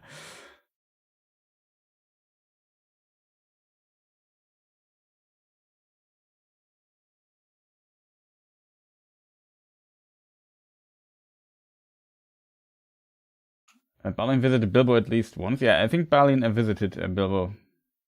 I'm also sure about this. The story of how I almost ran over all my children at once, yeah. Guess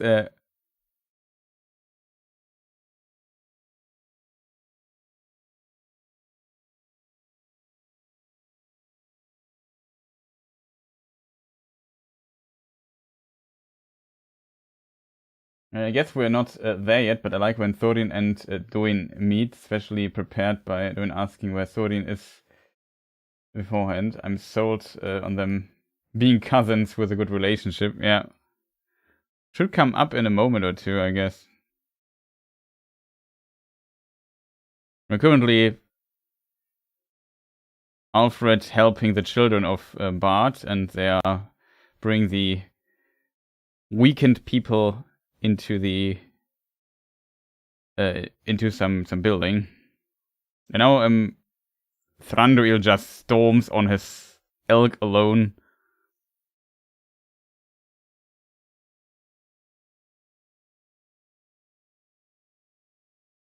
The place. Fortunately, we have an elk casualty here.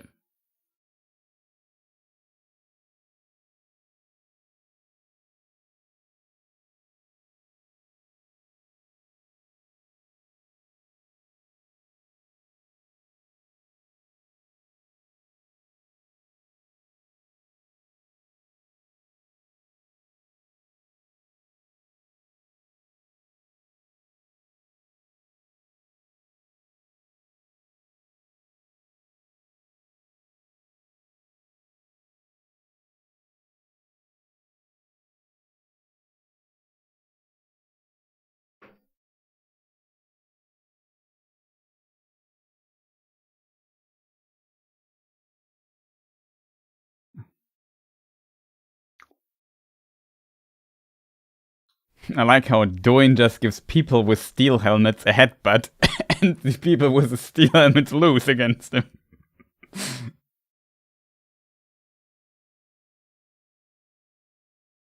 In the book, many ponies died. We can spare an elk, that is true.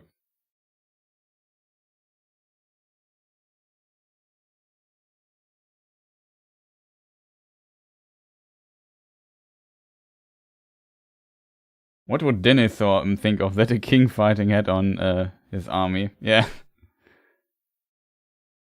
He would probably eat some tomatoes right now. At least movie Denethor. Though, yeah, Denethor movie depictions also a bit strange. Okay, Dwalin's not amused.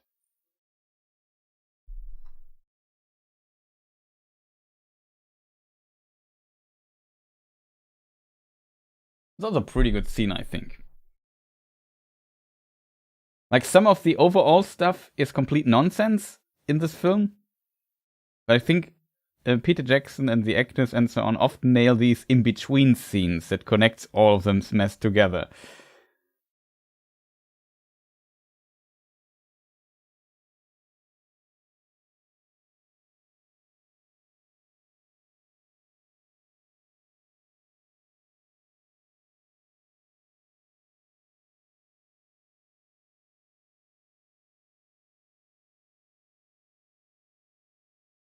So now, yeah, for people not having the film, Dwalin tries to convince Thorin to fight.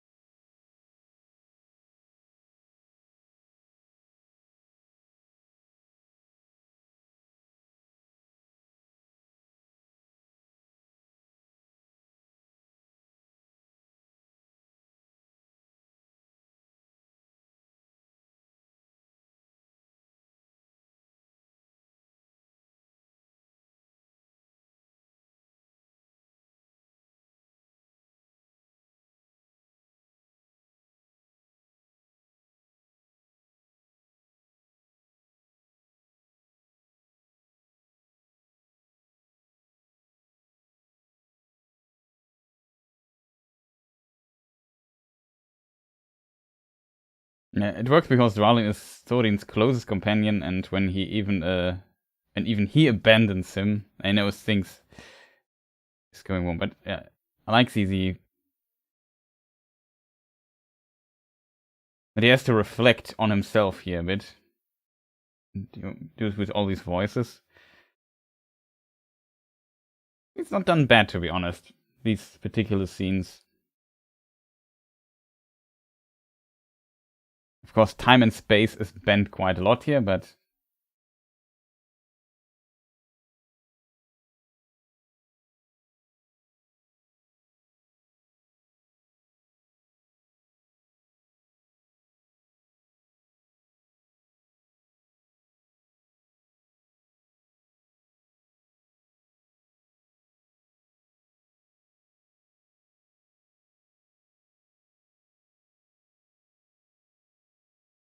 I always imagine the "I am not the king" when my phone says my face does not match.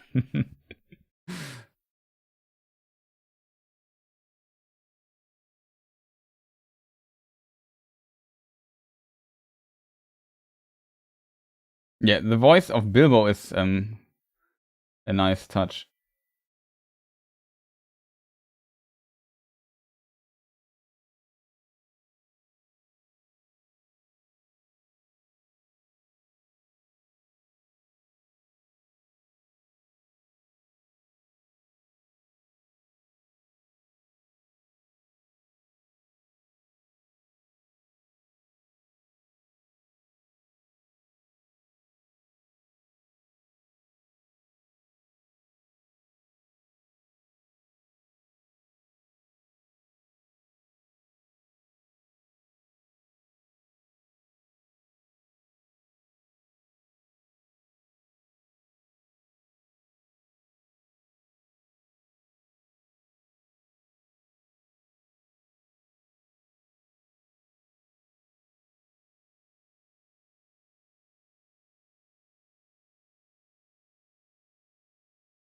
Good place for dwarf hockey, the golden ring of Erebor.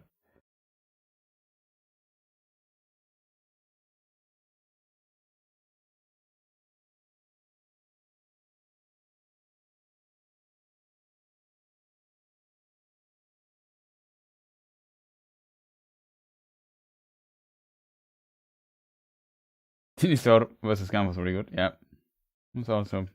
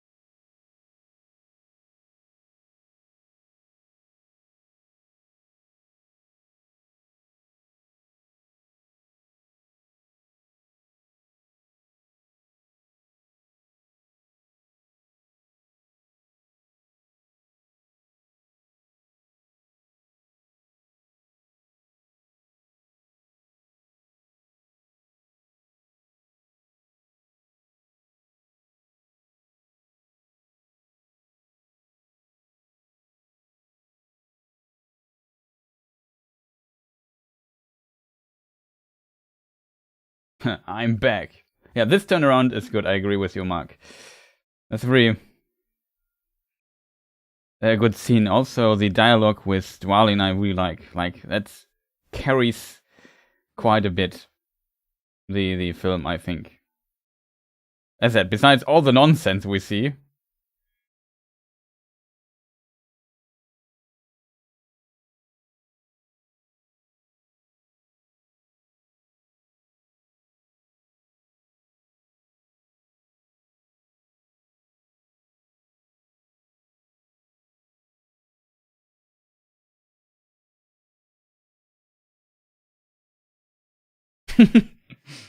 No idea where the spell is coming from all of a sudden. And I'm pretty sure a massive golden bell would get damaged quite a bit doing this, because gold is not that hard of a material if it punches against two massive stone. But I guess it works. It's an interesting detail here I just noticed. Like, Doin says for the king or to the... Because Thorin, as son of Thror, is a king of the dwarves in exile. Now, he's not just some other king, he's the next king in the line of Durin, of the Longbeards. And Dain is also from the line of the Longbeards, of course. But Thorin has, of course, priority in taking kingship.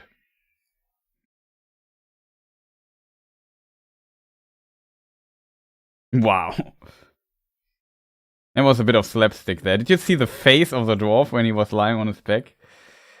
Almost like a cartoon. Like, I don't know what it is with this film. It's at times insanely brutal.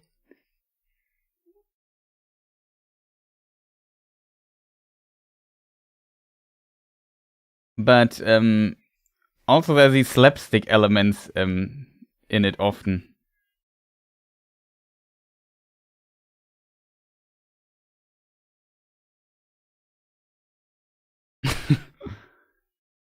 This entity, like, what is going on there?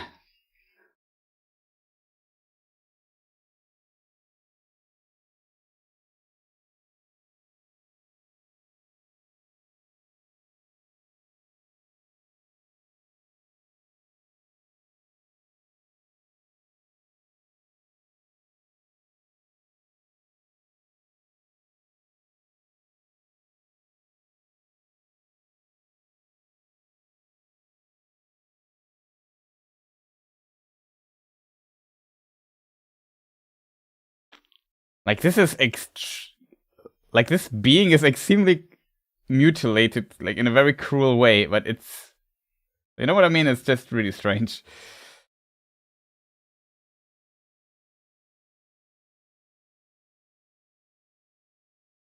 I don't know.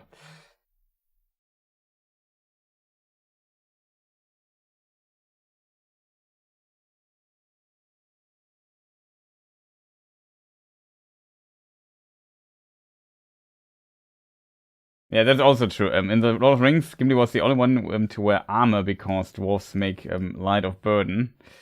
But here they take off all the armor. I also like that this woman is still alive.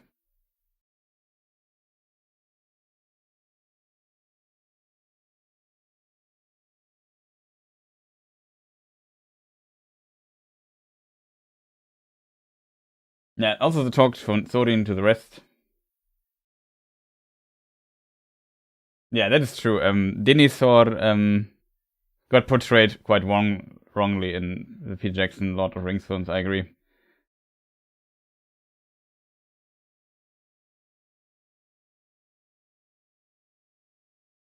Yeah, all the Kingdom stuff is kind of different. Were the werewolves in the book? I don't recall. There is... Bilbo has like one reference to that there are something like werewolves from the Eastern Desert or something like that. But it's the only mention. Like, they're not in this battle though.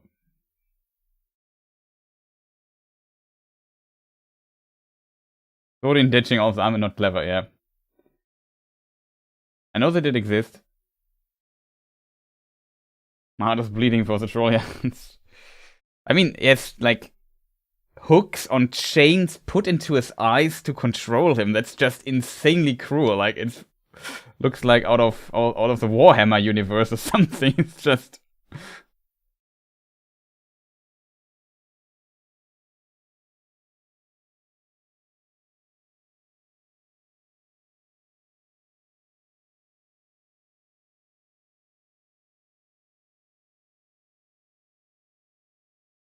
Bilbo watched Dune.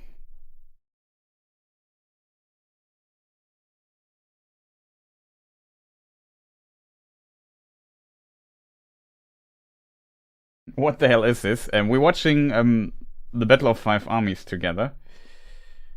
And you have to watch along with your Blu-ray or so on and synchronize with the timer in case you ask this. Also, welcome to the stream. Why did they pray to Durin? Good question. Where's the movie? You have to have it on your local. I can't stream it on YouTube because then YouTube would ban me and sue me. So I can't show you the film. You have to synchronize with my timer and watch it on Amazon or other means, Blu-ray, DVD, whatever. No problem. We're at 1 hour 41 and currently we have a brutal beheading scene in this film where the dwarves with this chariot drive over them. And they're on their way to Ravenhill to fight Arzok, which in the books would be dead by now. I'm used to being punished by YouTube, that is true. But usually I'm just punished with bad views, not with a lawsuit. So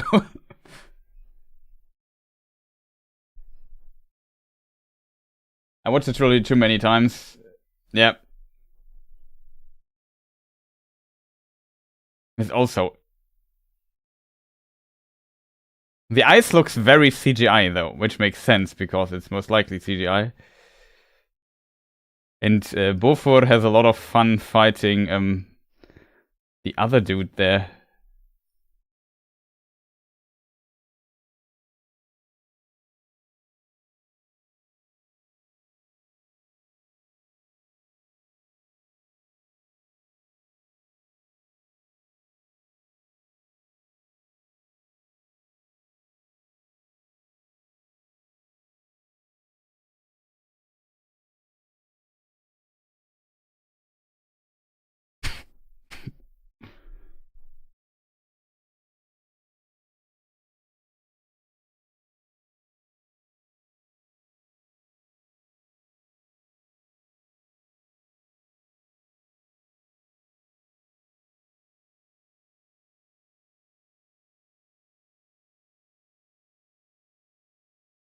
I mean, it's kind of funny, this thing.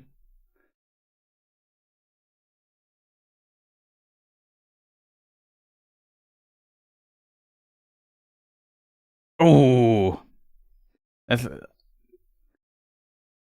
I'm actually not sure. Wait, what is the age rating of this film in Germany? Just very curious. It got an FSK 12. Wow.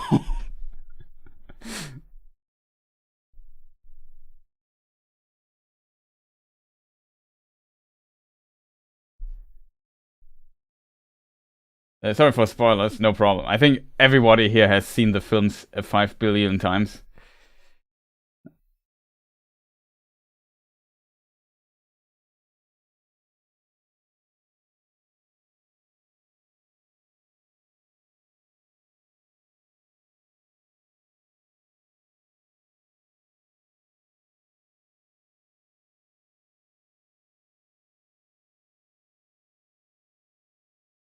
Good old Balin.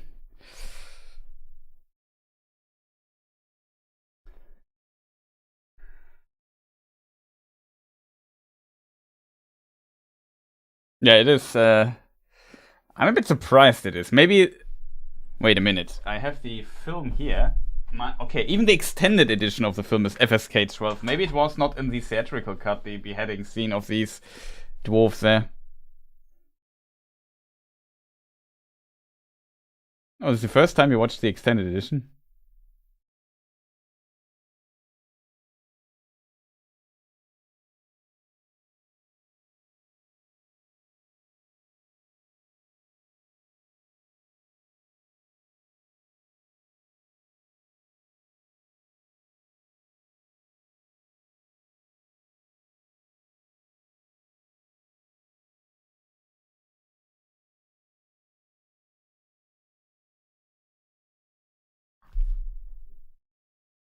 Wow.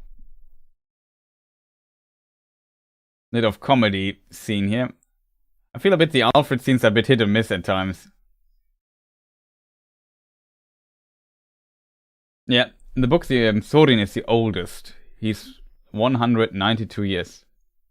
He has to twiddle with the top. But Gandalf has played Dark Souls, as we can see here. He easily dodges all the attacks. He can do this for days.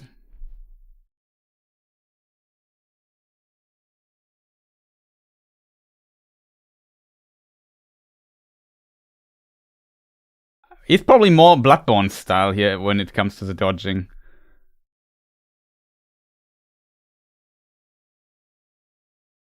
What is this scene?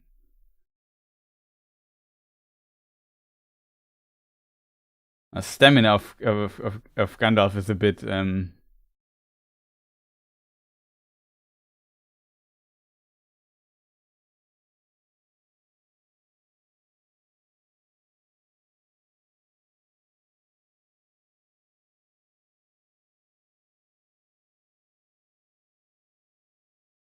okay. Forgot about this scene, to be honest. What on earth was that? Oh man. Well, the staff has faulty wiring.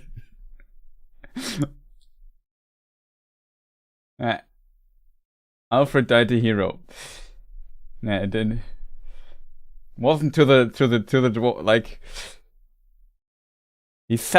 Alfred is such a poisonous character that it instantly killed the troll.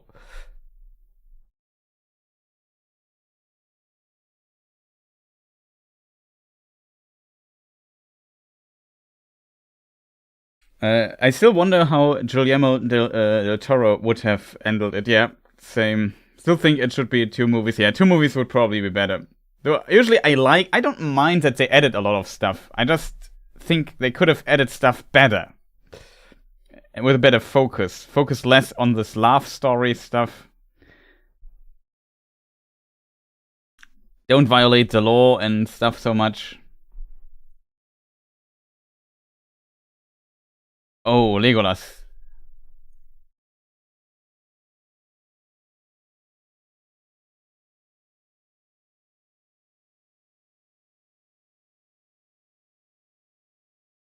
Yeah, what would we be doing tonight if there had been just 2 movies? That's a good question.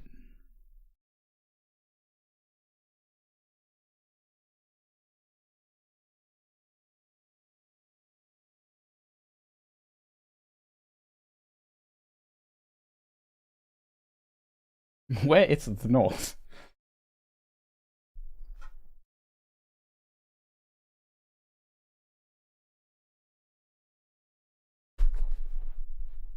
I just hit launch.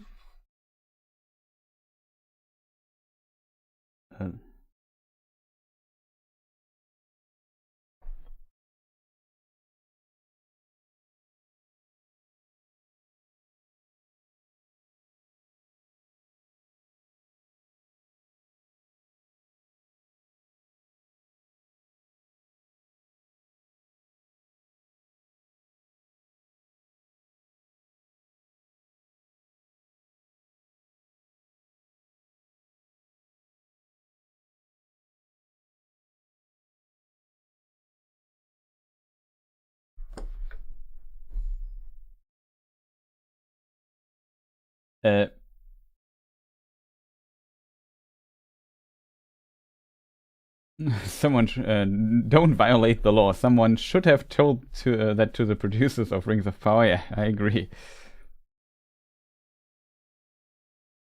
Okay, this is also the Thranduil moment. He realizes about all the elves who have died in battle.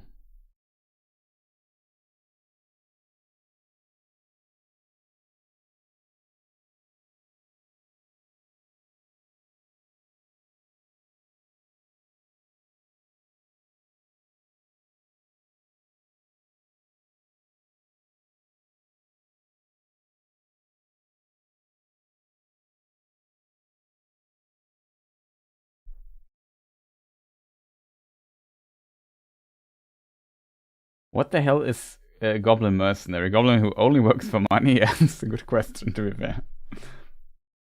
It's a hill. Otherwise, it would be Ravendale. Wow.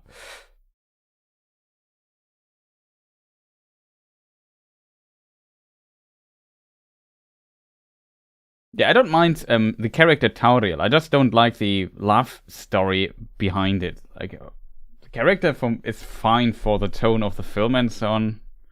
I like the actress.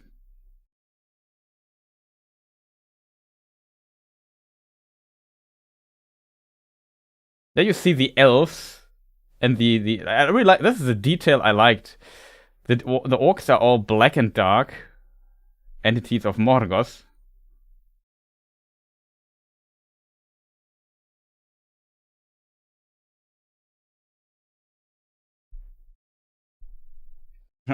Sorry, already had PTSD, yeah.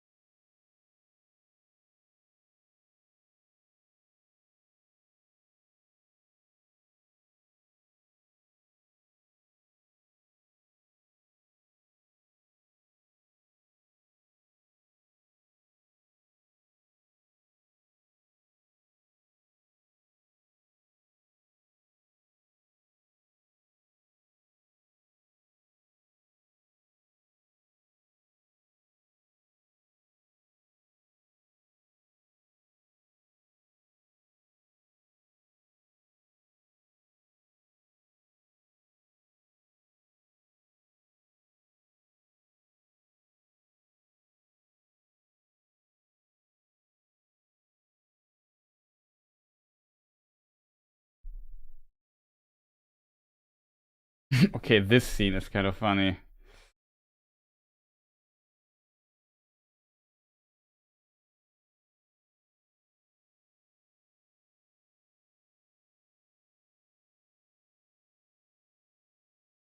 It's also kind of brutal. Wow, Bombo.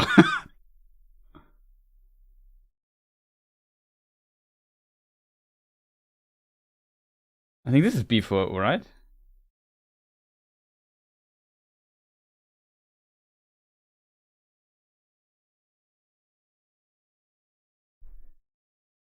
I don't remember these. Does somebody know the theatrical cut really well? Is this the scene where Bilbo goes through the unseen using the One Ring with the orcs? Is this new, or did I just forgot it existed?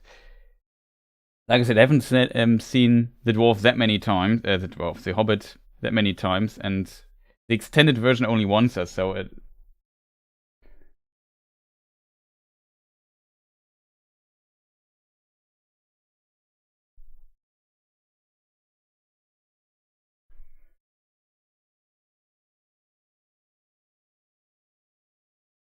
Silmarillion's elf would not shine like that, right? Gandalf says Glorfindel is visible in the other side because... No, he says he can see both, and he sees like a shining figure. That was Glorfindel. So I would agree with you. Probably they would not look like that, I guess. Usually the other characters are usually dim. I'm not sure how it is with elves in general. But for those who were on the west continent, Aman, they probably would only shine. You might have a point here, but I still like the difference, like just the contrast of how they depict orcs in this and how they depict the others. Also, I think the Nazgul were also glowing. Like, I think the depiction of the Nazgul scene was relatively similar.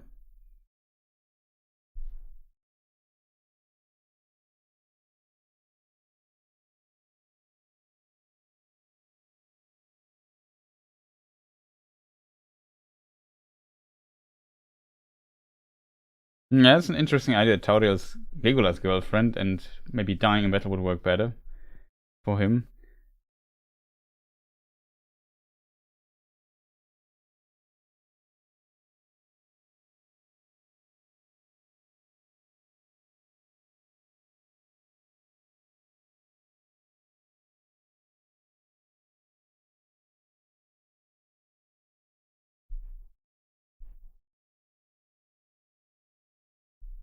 Who can say this isn't a cool narrative? Yeah.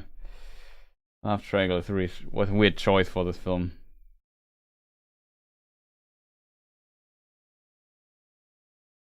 Now we can look into I can try to find the exact passage.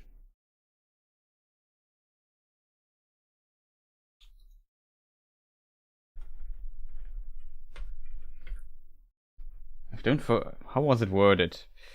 It was in many meetings. I know the chapter for 100%. I think elf lords.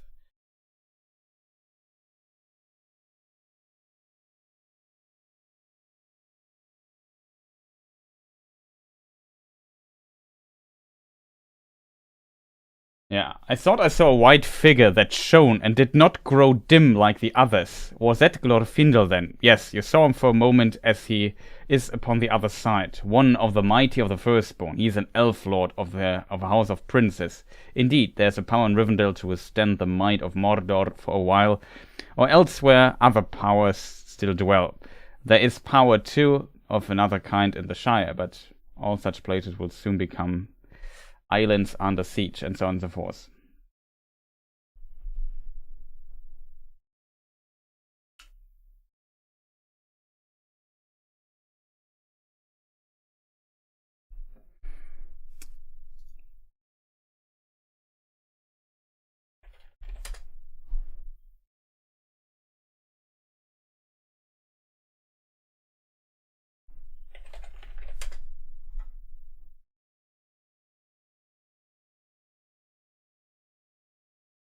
There's another quote in context of this, a bit before of this line. They do not fear the ring race, for those who have dwelt in the blessed realm live at once in both worlds, and against both the seen and the unseen they have great power. And then he asks about a Glorfindel. So they could stand in context, but it could also be like that a level, a general context of dwarves there, of elf lords, they might not grow as dim as potentially men or so. But still, I like the contrast here, I have to admit. Like, if you want to explain this visually, this exchange makes a lot of sense for me. Without explaining it with words and dialogue and exposition and so on.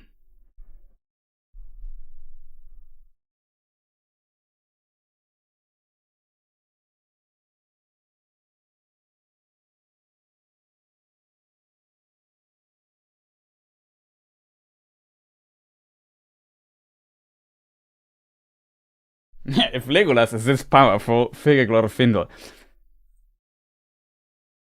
Ouch. I mean,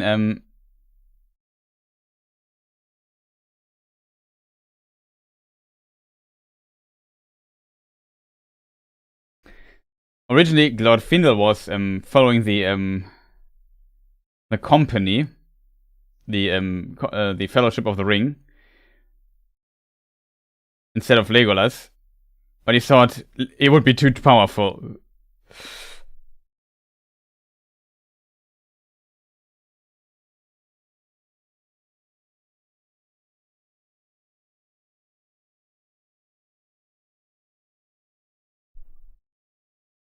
Oh, it's really loud for me.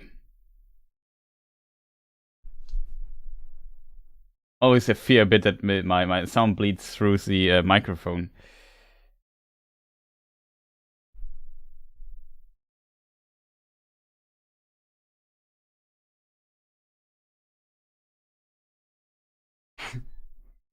Legolas would not run out of arrows.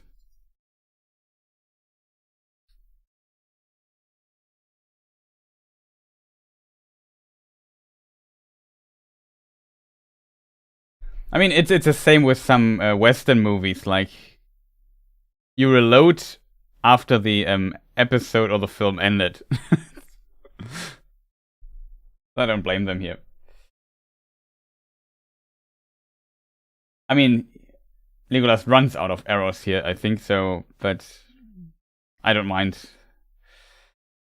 that sometimes the reloading situation is very generous.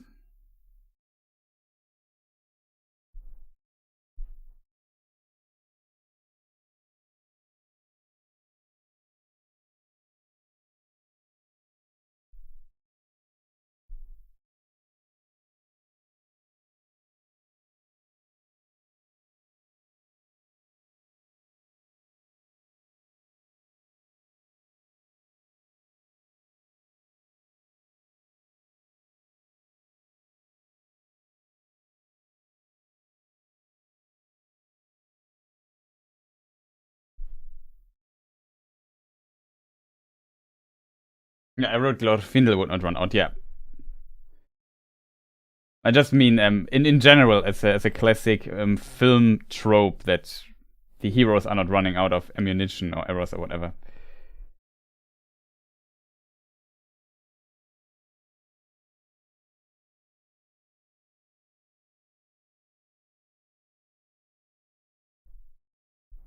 Glorfindel in Moria. Gandalf, for the others, I've done this before. Then he goes down with the Balrog. Again. Not again, he said at the end. His last words are, not again.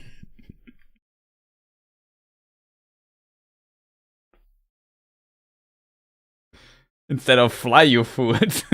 He says, not again. Oh man.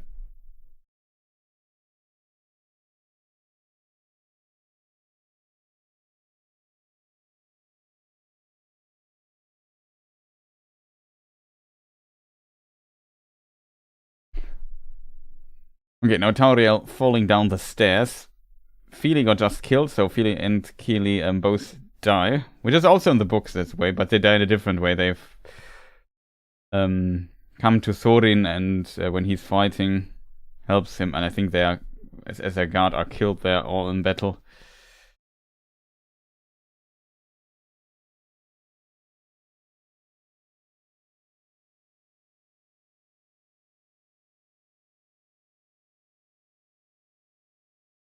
Yeah.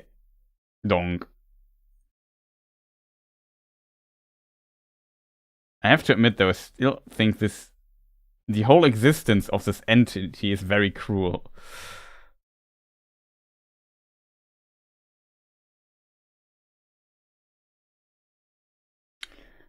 Why do elf bother sailing west and just kill themselves and get there faster?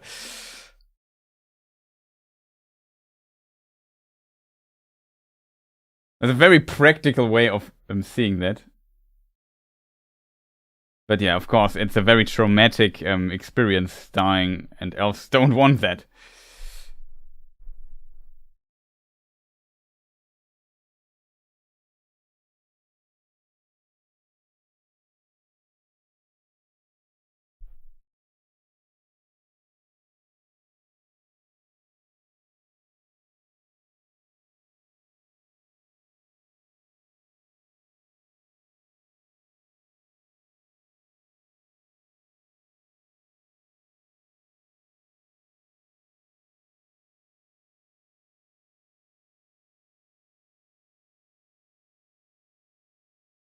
These orcs are also really strong compared to what other orcs usually look like.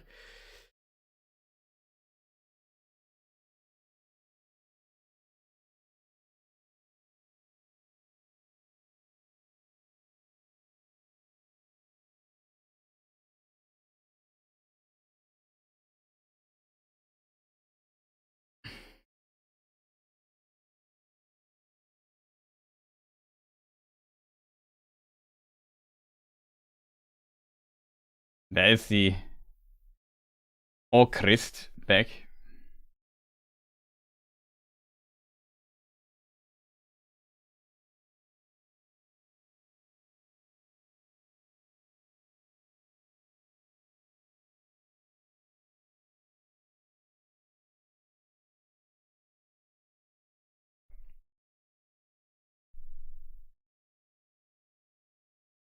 Yeah, the best bit, Legolas running on air coming up. That's also, even for me, a bit too much, to be honest.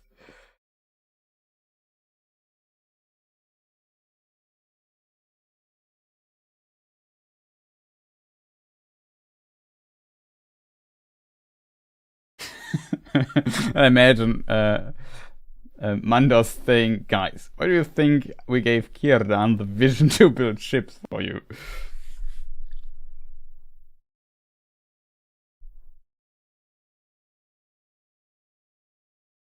A bit of Witch King vibes here with this stone. He has, of course, not a stone, but...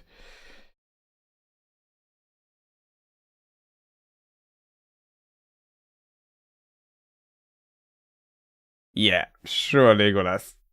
If this would be an Eastern, I would not mind. But it is not.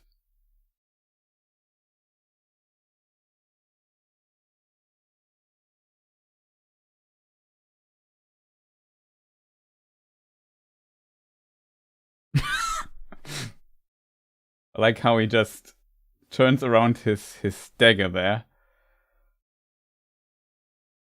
Donk. Bork. I also like how the rock is falling on him. Just to make really clear, yeah, he's really dead now. He won't get up.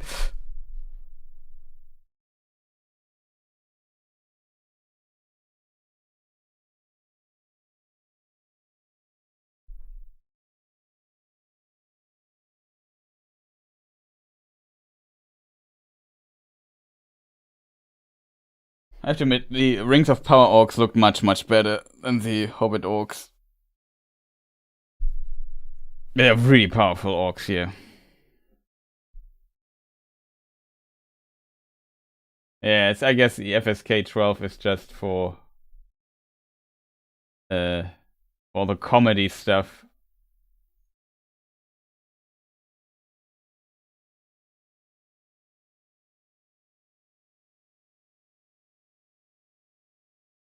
Smartest move ever, giving the stone to Azog and let him go down. Yeah. Yeah, twist it to make sure that he's really dead.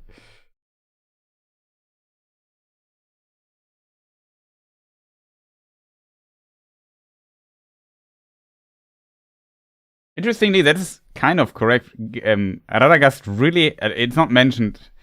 Radagast is flying in with eagles, but the eagles definitely are. And also, there's no falling damage for Beorn, it seems. But Radagast actually had a very good relationship with the eagles. It was him usually sending them somewhere and so on. Yeah, catch.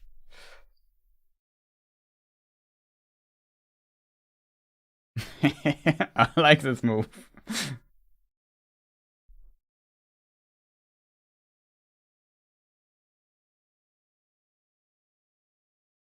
You know, how it was Battle of Five Armies. When we have eagles, well, here they are.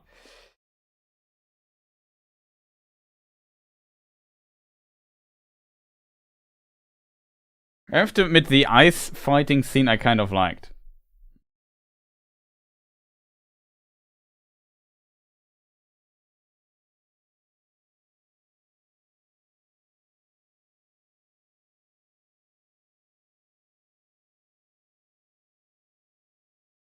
I would just potentially go away from the breaking ice very fast.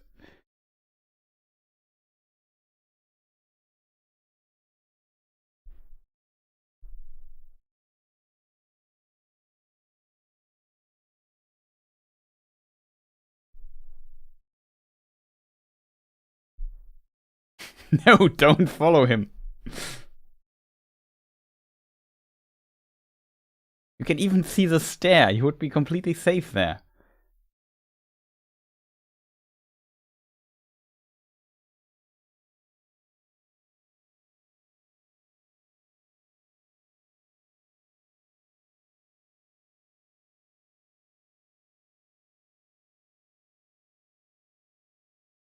Also, how did he get enough force to jump through the ice block and get up there so easily? Must be a really good swimmer. I think you've seen this before, yeah.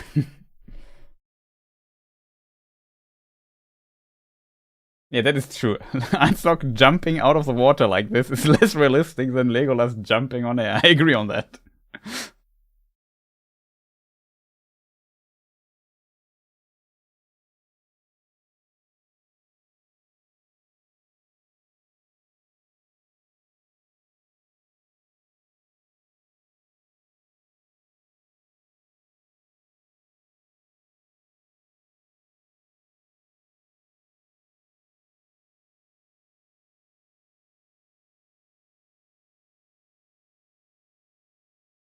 Ask a dolphin. Source, I'm a dolphin.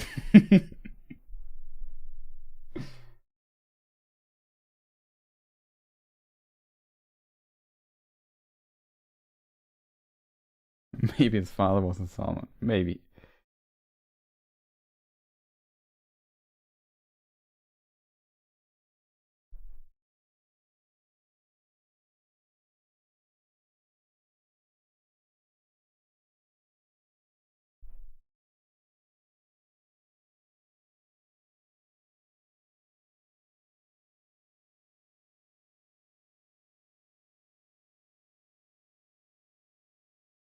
Okay, that was the big fighting finale, I think. Unfortunately, I mean, he's walking pretty well considering that he was just stepped through the chest.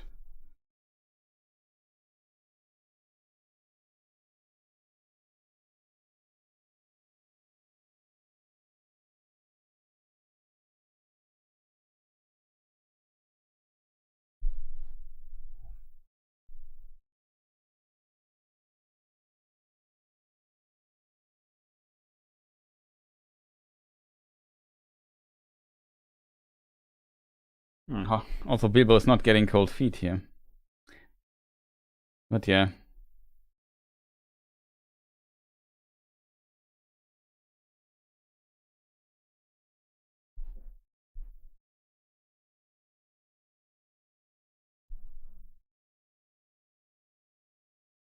If he only had some armor.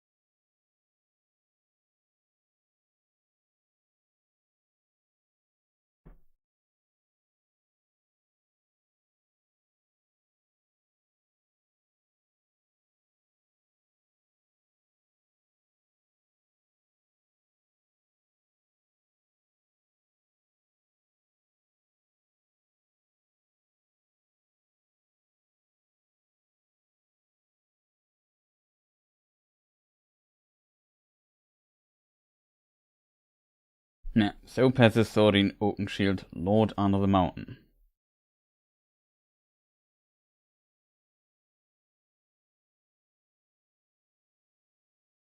Once I mismanaged to mute my microphone when I was getting a new cup of tea.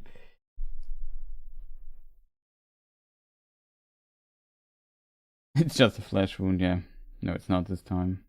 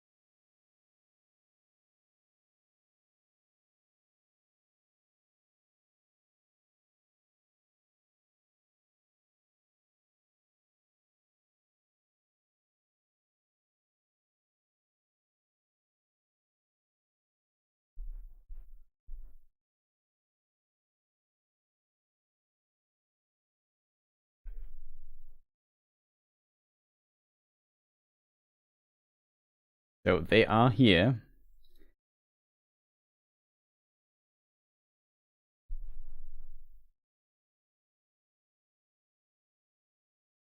That is also a very strange thing at the end.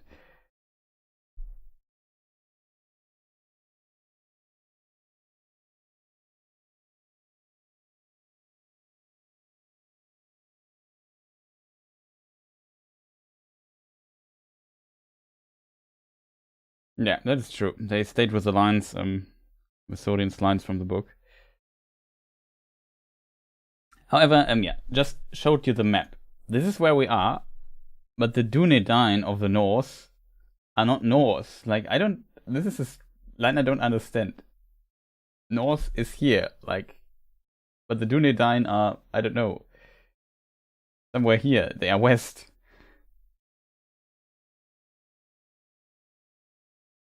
And also, at the point, Aragorn is also already in Rivendell. Like he is, I think, 12 years old or something.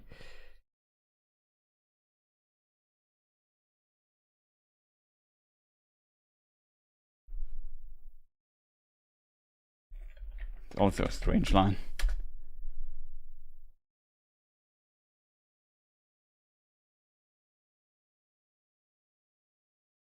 Yeah, so Aragorn is at this point 10 years old. He's born 2931. He is not known as Strider yet. He is known as Estelle and lives in Rivendell. Just from the book's perspective.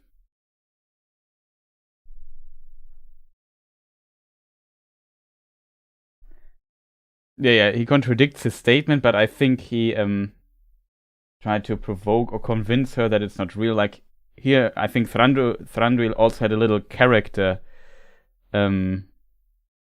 progression, realizing, like, he also says to Legolas, "Your mother loved you," and stuff like this. They talk a bit. He's also not going home. He's came there and checked what's going on there at least, and then he probably realized, okay, you've really felt it, so it must be real. That's how I would interpret this thing there.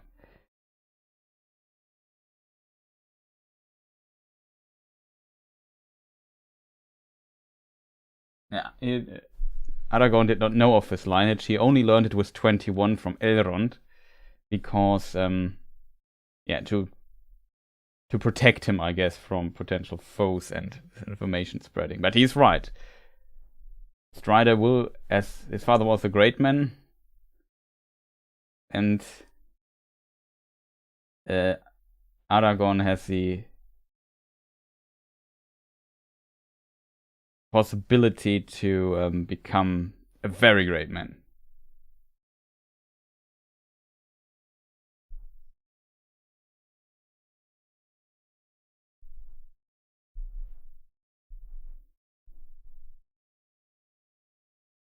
Yeah. I think Legolas will get on well with children anyway. Potentially.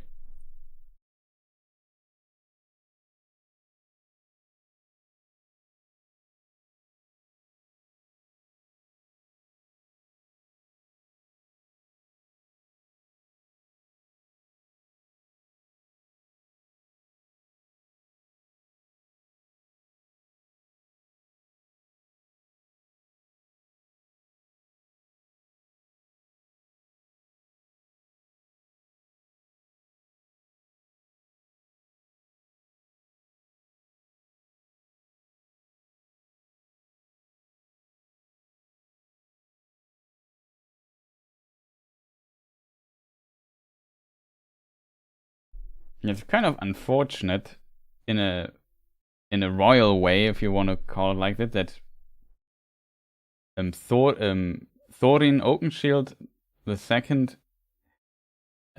and the children of his sister, Fili and Kili, were killed here in battle. So his lineage, the lineage of Thror, ends here. Except his sister would have not another child.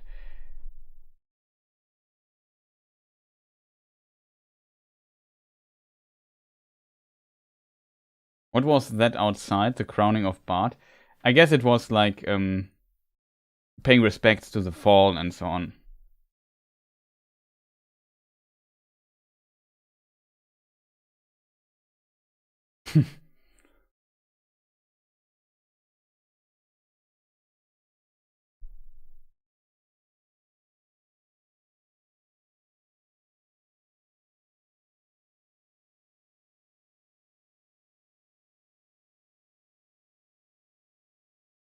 I think here are some more extended scenes here as well.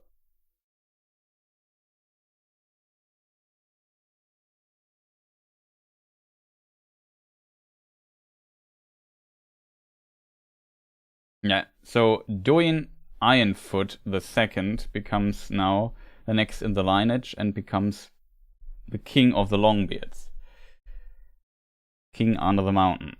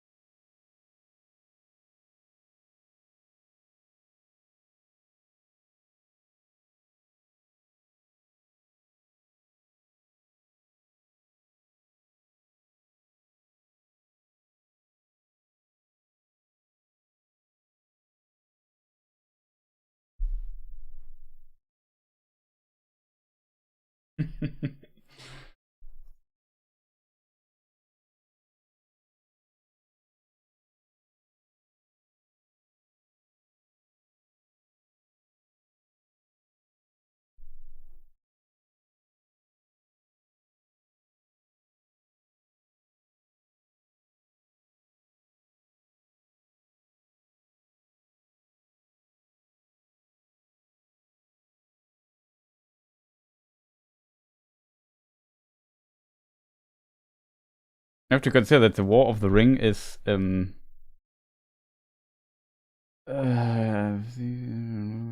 60 years plus 77 years later. So Bart is already dead at this time. And I think it's his son or his grandson fighting.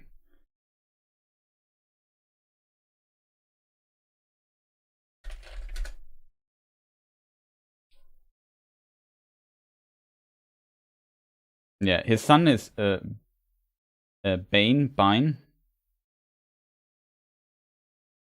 and the son is his grandson fighting. It's Brand.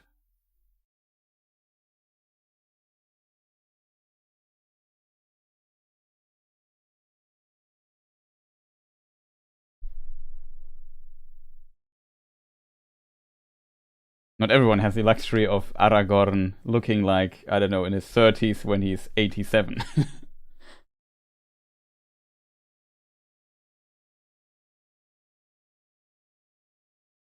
That's a good question, to be honest. Somewhere on the way, in a river, they washed. There were enough rivers there. But this good relation started here. Now, that is true. You are right in this regard. In the book, at least. Yeah, you are right in this respect. I think in the theatrical launch, the scene with Doin is not even there. So it's only in the extended cut. And maybe they added this little Long Live the King scene there.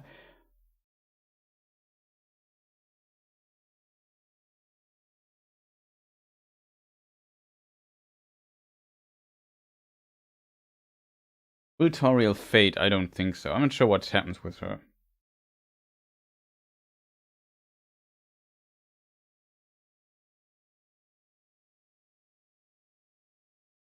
Hard to tell what happens with her. This is also interesting scene. We see Backend again.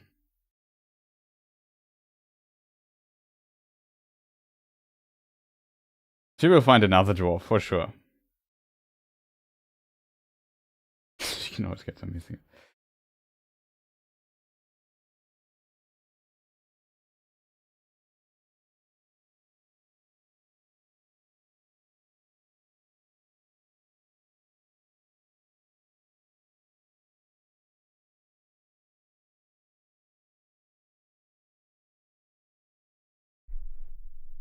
I'm not sure it's permitted to still live. Why is he still alive?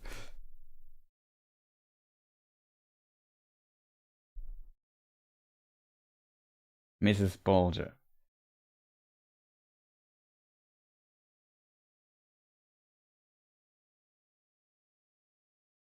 The silver spoons.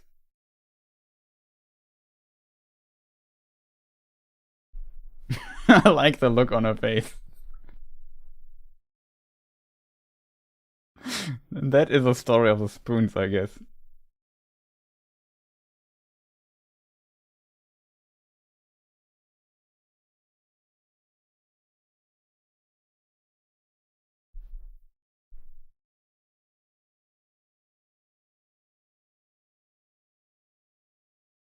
It was also a nice touch here, I think.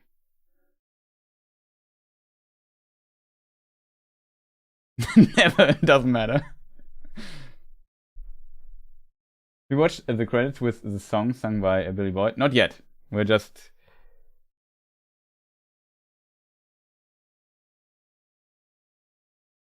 That's a nice touch. Who's Thorin Oakenshield?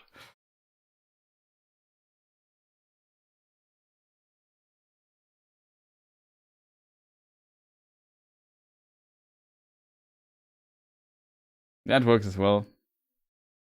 Yeah, that's true. And now he opens back and it's completely emptied. Again. And chaotic.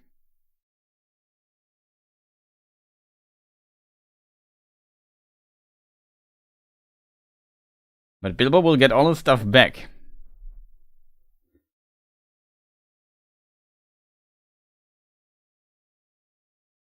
I would even say, yeah, it's called back end. Or something like this. But I can't come up with a good joke with it. So you have to make it up yourself.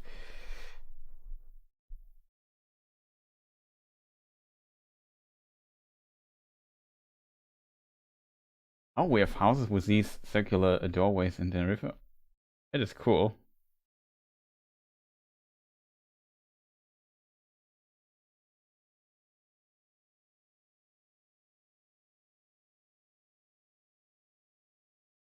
If there's a document signed by Bilbo to Thorin, does it not prove he is Thorin and not Bilbo?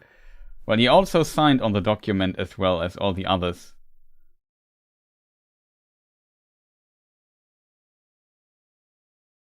But I guess the hobbits also know that he's Bilbo Baggins. They've seen him before. It's like Sting, which Gollum also has seen before.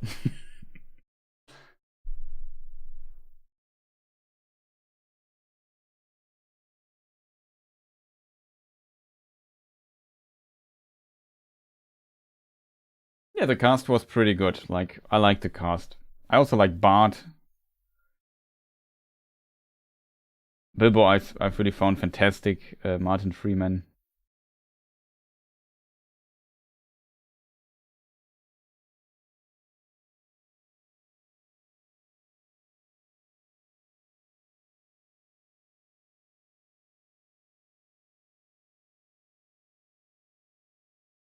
Also, the children of Bart, I think, were also pretty nice. The son was, I like the son a lot, like his acting and so on.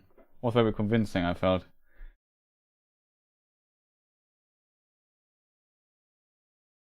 Also, pretty cool that it now ties into where Lord of the Rings starts. Pretty cool. Directed by Peter Jackson instead of Guillermo del Toro. Fran Welch, Philippa Boyens, and so on. Now we have this song.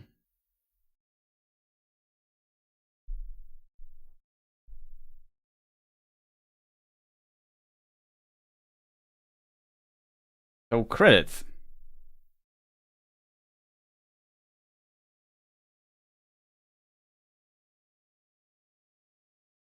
Yeah. Bunsen didn't have many words, but his body language was great. Also, his expression and so on.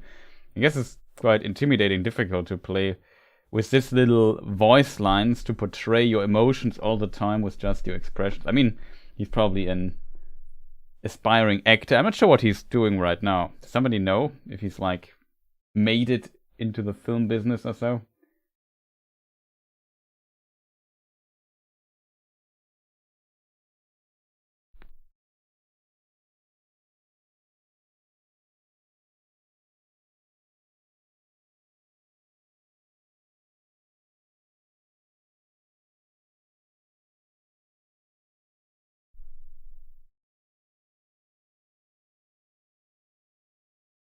Oh, I saw a clip that the actor that played Thorin was in The Phantom Menace as an extra. That's interesting. Yeah, James Nesbitt, I also really liked him.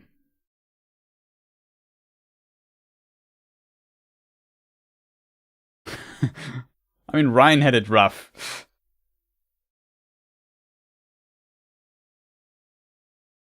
Ian Holm, also nice to see him again. Christopher Lee, also passed already, same as Ian Holm. Yeah, rest in peace, both of them.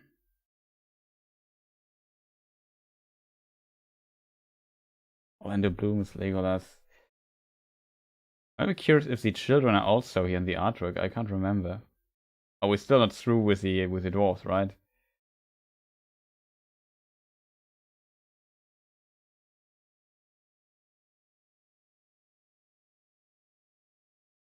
Oh, there he is. Adam Brown.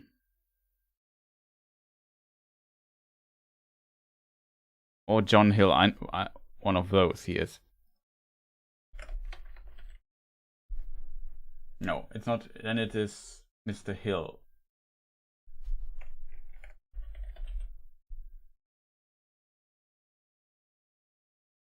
IMDb. Battle of Five Armies. Interestingly, IMDb is also owned by Amazon, I think.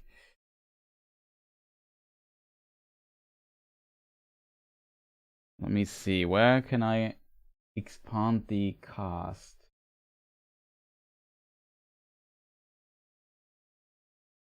Was there a button for that?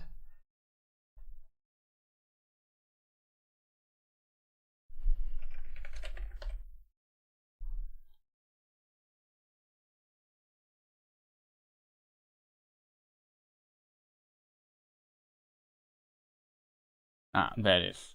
Complete. John Hill was the name? Screw me, I forgot the name. I remembered the wrong one.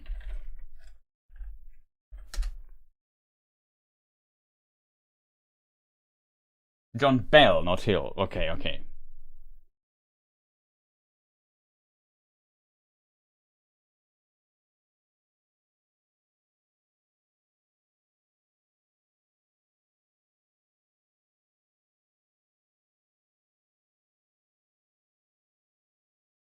The train spotting into Badlands. Also currently playing young Ian, Murray Ian in Outlander.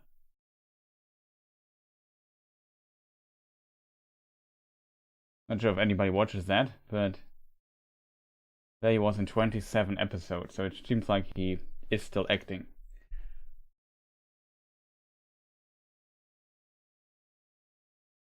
I wonder if Legolas arrived in Rivendell already. It's very tough to say. It's also strange that Thranduil said, hey, I'll go north. No, you have to go west.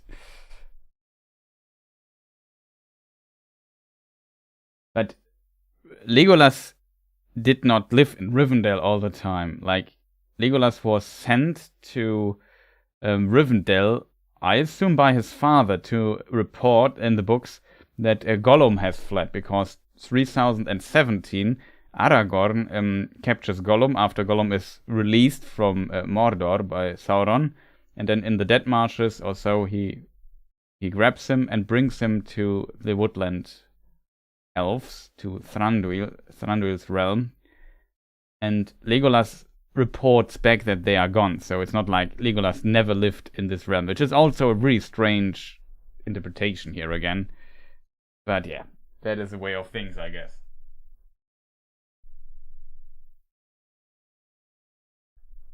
Maybe you go. Okay, that is an interesting point by Shmuel Schreiber. Maybe he did not mean north as a direction, but as a place.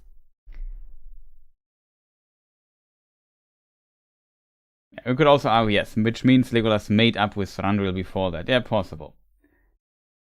But yeah, still, I mean, they clearly want to say, yeah, go to this Aragorn guy and find him, and next week or so we meet at Bilbo again, and then the Lord of the Rings starts. But that Frodo leaving the Shire is like 77 or something like that years later, is a bit, what you call it, it's not really like the enormous time distance between Hobbit and the events of the main events of the Lord of the Rings is not usually well portrayed in the Peter Jackson films, one has to admit.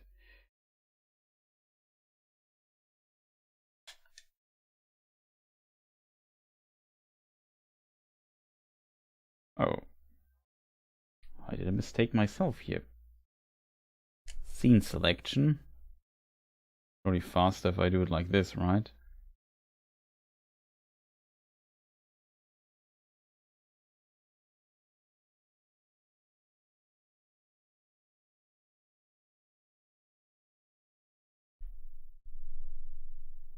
Okay, so let me just close this here. So next week we have a watch party of Rings of Power episode 1. How about no? But let me just stop the timer here for the time being.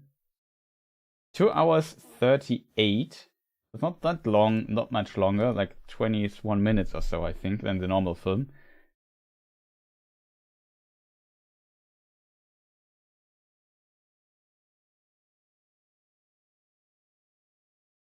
But yeah, I don't know. I have to admit, watch parties are kind of fun. The problem is there are not that many Lord of the Rings films. And to be fair, maybe sometimes watching something else would be interesting. I mean, we could watch another film also. We could watch the Star Wars trilogy, minus its sequel trilogy, because I hate that.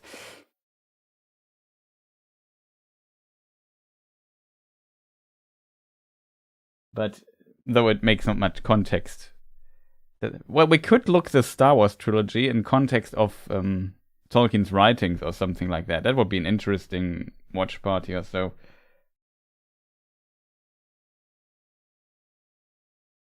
I mean, there are probably also other films.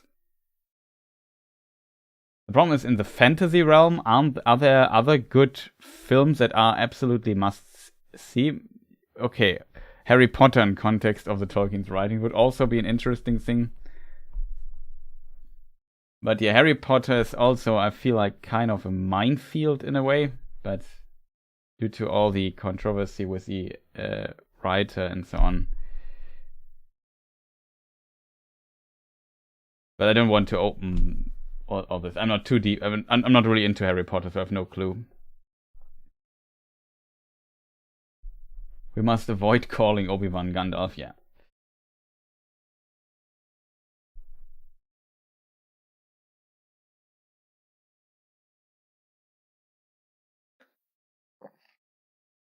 Wasn't there supposed to be a Dungeons and Dragons film that should come up in the future, something like that? Dungeons and Dragons definitely has a connection to Tolkien stuff. There is a very old Dungeons and Dragons film, but I remember it as being not that great. Like from 2006 or 7 or something like that.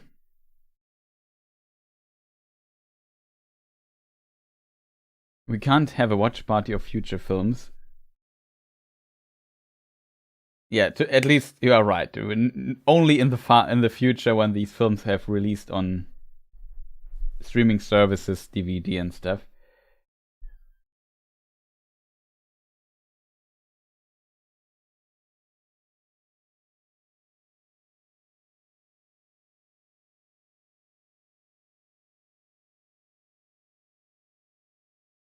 But yeah, we might have to think about what we can watch.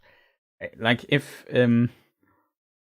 my opinion wouldn't be so mixed about Rings of Power, we could definitely also rewatch Rings of Power at some point. But currently, I don't know. It's so ambivalent in a way, and the reception is so mixed.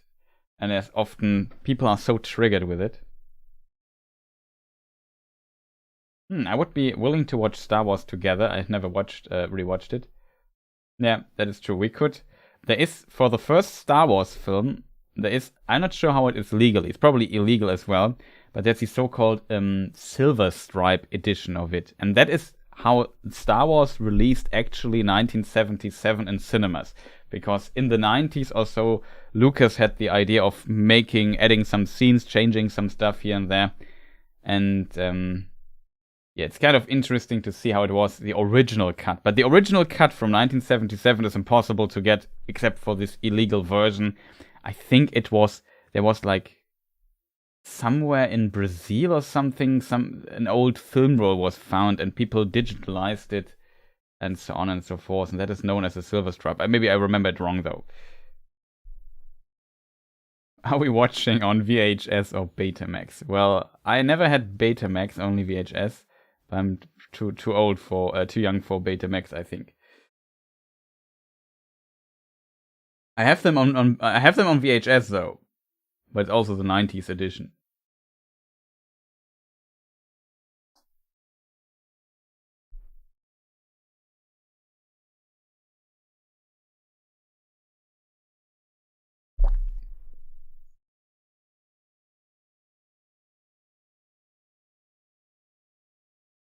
We were so triggered by Hobbit, but we've just watched that. That is true, but I felt like the reception of Hobbit was at least in the okayish realm. And it's probably similar with Rings of Power, but I feel like it's more extreme in the extremes. Like there's some people who really like it, and there's some people who really hate it. And that is like a very unfortunate combination. Yeah, there was also the Dungeons and Dragons OGL ride stuff that happened recently. Yeah, I read about that. I think they also abandoned some projects, potentially the film as well. I don't know. I just know there's a new Baldur's Gate game coming out by the people who made Divinity Original Sin 1 and 2, Larian Studios, and it's early access still. But I think it releases this year. That's also something I'm looking forward to, even though I feel like I don't have the time for such a big game. Original Divinity 2 is like, I don't know, a over 100-hour game, like far over 100 hours if you want to play through that and take your time. Probably, I know people sitting 200 hours on that. It's just a massive game. Maybe we can check how long to beat. That's a website. How long to beat Divinity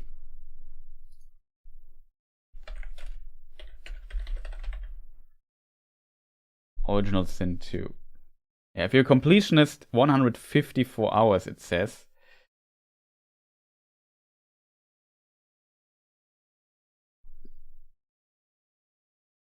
Main story is just 60 hours. That's actually okay, but main hours plus side quests 99 hours on average for the people who voted here. So yeah, about 100 hours. It's a really long game. Very curious how long Baldur's Gate 3 will be. Oh no, we had problems with your connection, but welcome back. We just finished it.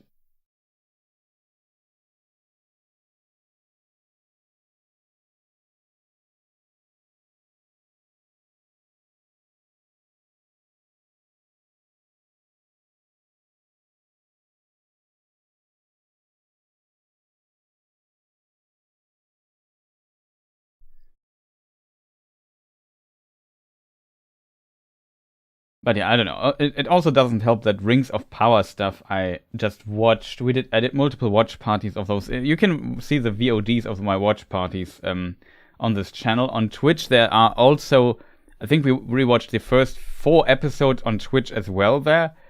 And I could not get the power to watch the last 4. It was just too much Rings of Power stuff. I wouldn't say it's completely terrible. For me, it's just okayish in the middle. Like, it does some stupid stuff, some good stuff. But we had the discussion 5 billion times. I don't mind Rings of Power that much as some people do. Let's put it that way. But I had too much of it. Like, there was 2 months I just put, or more than 2 months with the trailer analysis stuff and stuff, such things. I put so much work into that. I'm a bit tired of seeing it, simply, still. Yeah, you overdosed. Time heals. Yeah, it probably will at some point. I'm still curious what they will do in the second season. I hope they stick to the books this time a bit more. if you want to make lots of content, One Piece. Well, One Piece, as a teenager, I also watched One Piece at times on free TV stuff when it was going here in Germany, early 2000s or so. And then I don't know, kind of lost my contact to One Piece. However, I think there was a phase when I watched a lot of stuff. I think I watched the Water 7 stuff completely, and then I stopped again because isn't also the time skip after that, or was it before that? I forgot. But yeah, round about that time, and then recently I just read through the summary of the current manga episodes just to know if they finally found this freaking treasure. But yeah, a lot of interesting stuff currently happening in the One Piece universe. One has to admit this. I don't want to spoil anything here for people who might want to look into this. It's kind of interesting that regard that it's literally running. It's a show running for over 20 years. Like I think it started late 90s or so. When was the first One Piece manga released? I don't know. It's a anime show, in case people wonder what that is. It's about protagonist wants, in a very unusual world, the protagonist wants to become king of the pirates. Let me see. When was the first released? Okay, that is. Let me check the English one because that usually takes the Japanese. Original run, July 22nd, 1997. So it started. I can't even calculate it. 27 years ago it started. It's still not complete. The anime has over 1,000 episodes. It's kind of funny. In the second deal, they will butcher Círdan. Maybe. Like, I think they didn't butcher Elrond, so in my opinion, it's not guaranteed that every character appearing there in Rings of Power will be butchered. We will see. Like, I liked the dwarves, I liked Elrond, that worked. Gil-galad was butchered. Galadriel, kind of. I liked her more at the end, but yeah, she had a lot of problems.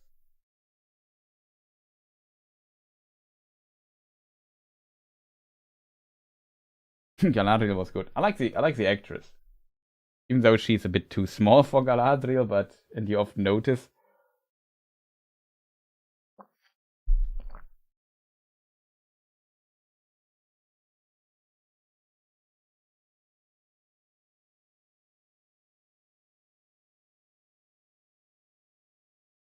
Yeah, Waldrick was amazing.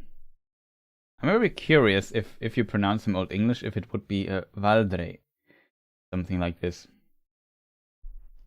I think the G would become a Y sound or an I, almost like an I sound at the end in this case.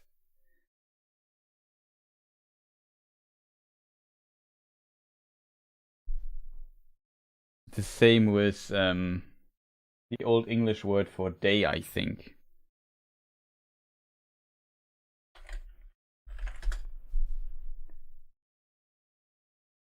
Old English day. Yes, it's interestingly almost pronounced like day.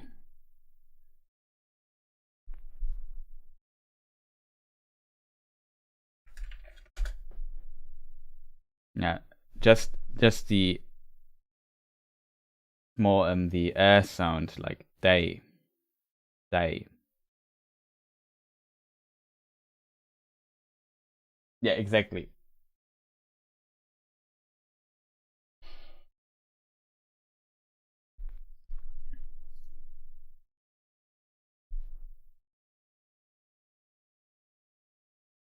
But I'm really bad with the air sound because in German we often the air.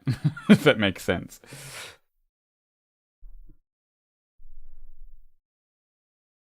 It's also a problem when I say flash or flesh and flash. Something like that.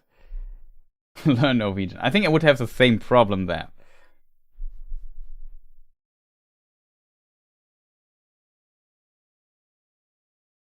So of Galadriel, do elves like Galadriel gain power as they get older or just wisdom? I think wisdom and power is pretty similar in my opinion in Tolkien's universe. If you look at Gandalf, he's an extremely wise character a lot of times, and it makes him powerful and very successful at the end. Like all the others were less wise than him, and they failed. But Gandalf was successful, and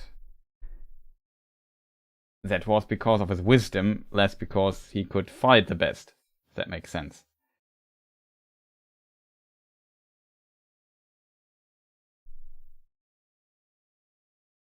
Oh, last three letters in Norwegian alphabet give all those pronunciations. That's interesting.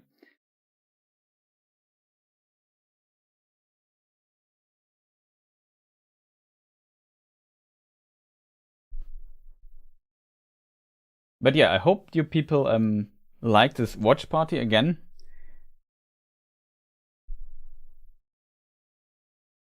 And had a decent time here with me today.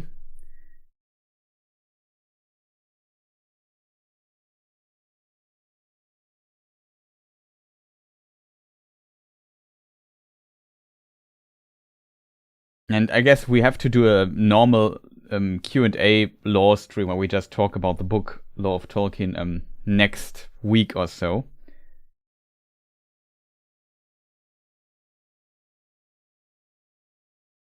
A decent time was had by all, said Chris.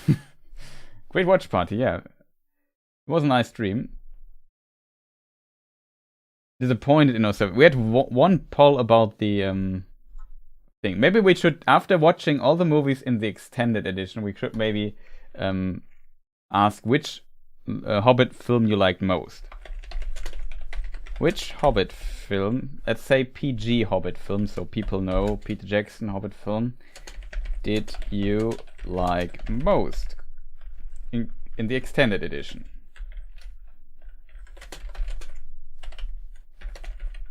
Maybe something changed. It's a good question for the end here.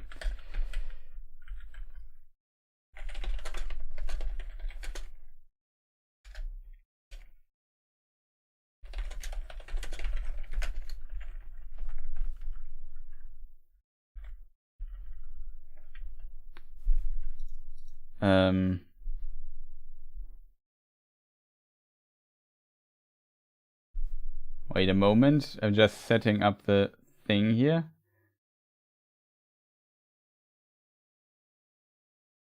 Oh, I'm an idiot, that's not good.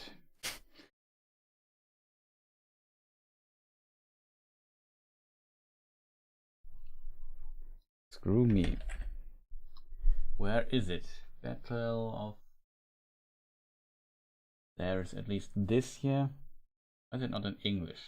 Don't understand, chat. It just takes a moment till I have copy-pasted all the titles because I'm too lazy to write them, but now it took longer than I anticipated and now I'm out of luck. But now I started with it, so I have to end it.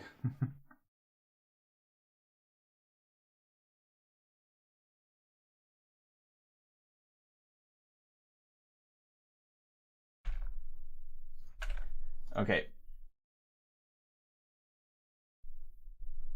You have to decide no, I don't care option.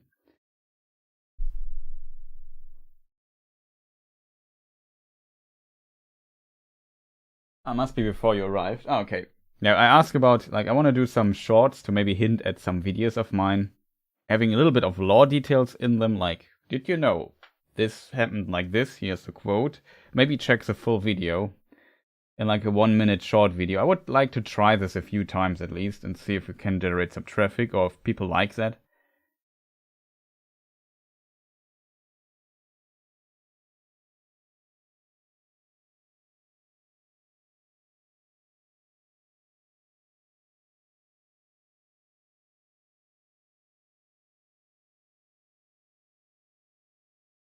So currently, Unexpected Journey in the lead, but it's a very tight lead by 1 vote, I would argue. I can't vote myself, which is a bit unfair, I guess, but that's how things run here.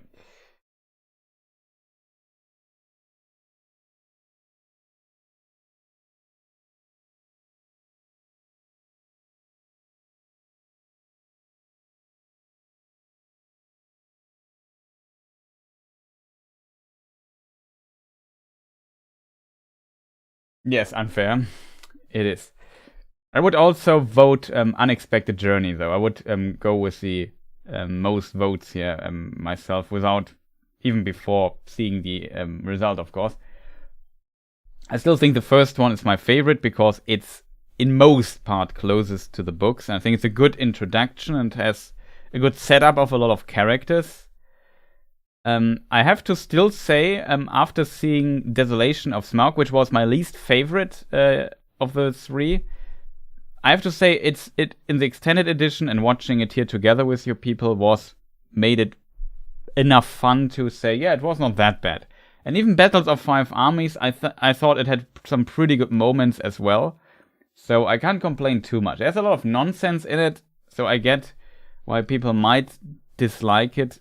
I feel like, yeah, it's definitely Desolation of Smaug and Battle of Five Armies are the most controversial parts for me, personally. I couldn't even say which one I like more. Like, I think they're not as bad as I remembered them to be in many ways. Maybe I'm a bit more forgiving when it comes to those films, but yeah, it's kind of interesting.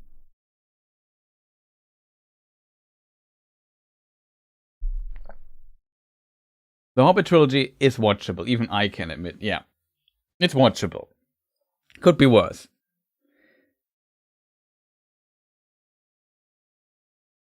But it seems like first one is the most popular of the three in the extended edition, the Desolation of Smaug. The second one, the second most, and the Battle of the Five Armies, which we just watched, is probably that one that people like least.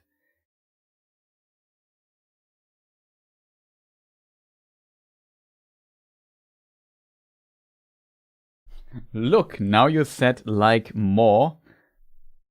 A few weeks ago, you said like least.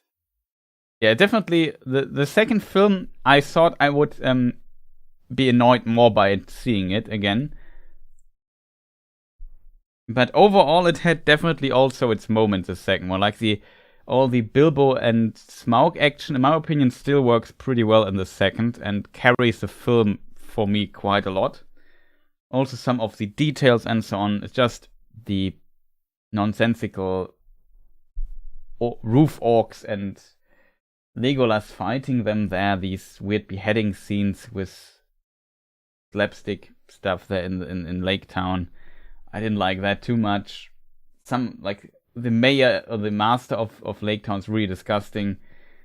But the intention is, but it's a bit too over the top for me. Judge it as a 12-year-old, that will be difficult.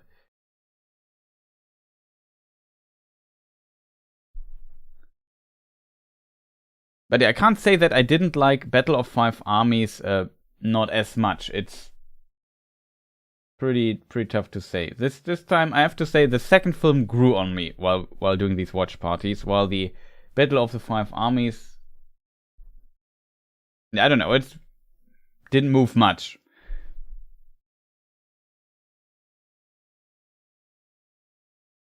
But I understood why I thought it is as good or even better than Desolation of Smaug, because some of these scenes in Five Armies work pretty well in my opinion. Like the dialogue with Thorin that we have a few times between Bilbo and him, between Dwalin and him, and so on and so forth. Like there's some pretty strong scenes here and there.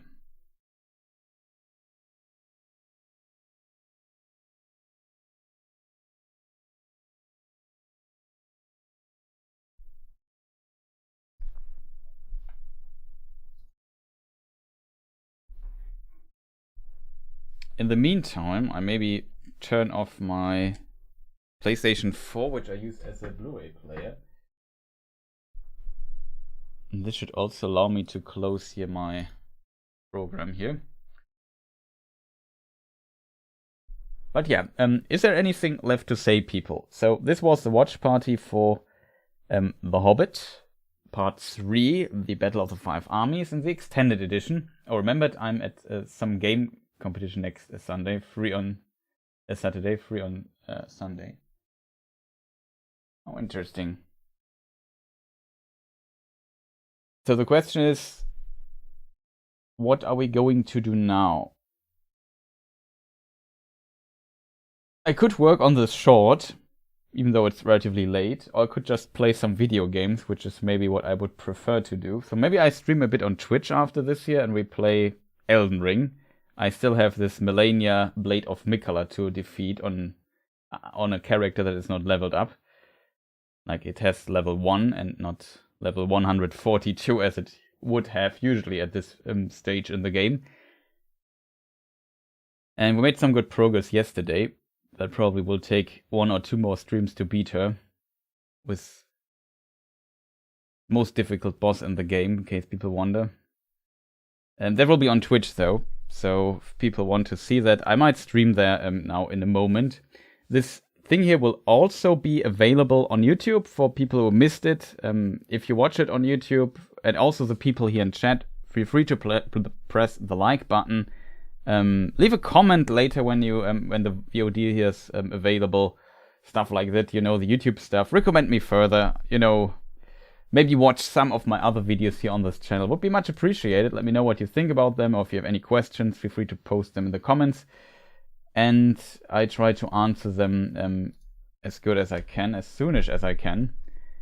But yeah, for people who want to see my frustrating grind of very tough bosses on an underleveled character, yeah, !Twitch should bring up the link if bot is still awake. And yeah, you can. I will just live stream my stuff there in a moment. Like, give me 10 minutes or so. The Galadriel video is over 1,000 views, which I'm very happy to see that, but still, I have to admit, it's unfortunate. Like, in my opinion, it's a really good video. A lot of work went into it. And even 2,000 views would not be a good view number for a video. So currently, yeah, the channel is slowly recovering, it feels, but it's very slowly, and I hope it gets better. So that's why I want to test out a few things. Oh, of course, now we come to the to basically one of the highlights of the stream, the credits, which I of course did not prepare as always, so I have to render them live again. Let us see if that maybe works or not. I also have to add a few people. So if you want to be in the credits for a live stream, you only need a tier 2 sub membership here on YouTube or a Twitch sub. That's basically the requirement for that. We also end the poll here. Hobbit 1 has won.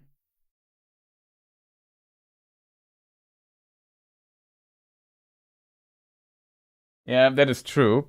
But you have to consider that I have 45,000 subscribers. I'm not sure how much Dorklords has, to be honest. I don't want to do him injustice. His videos are also very good. But you have to consider I'm doing this full time, and it's like, yeah, kind of with some other projects I do at times in the background to help me out in months where stuff is not working so well. But yeah, it's, I don't know. Usually I would expect, to be honest, 10k views or something like this on a video like this at minimum. Like the Elrond video I did has 450,000 views or something like this. Both of them, I think, have 300 to 400,000 views. So it's kind of unfortunate that the Galadriel ones is not getting even to 10k. Not gonna lie, but we had this discussion a lot of in the past. But at least we got to 1,000 views on that, which is still very sad for me, I have to admit. Yeah, live credits. Of course, I need my other monitor there, because I need to add a few shoutouts there to the stream. And yeah, I don't know, as said, if somebody wants to join, feel free to do so. You have like a minute or so. Oh, we actually have a new member, so that is pretty awesome. I think I see 2 new names here on my list. It's pretty awesome. So shout outs to Jan. Much appreciated. Let me see. There was another person on a list I need to add, right, chat?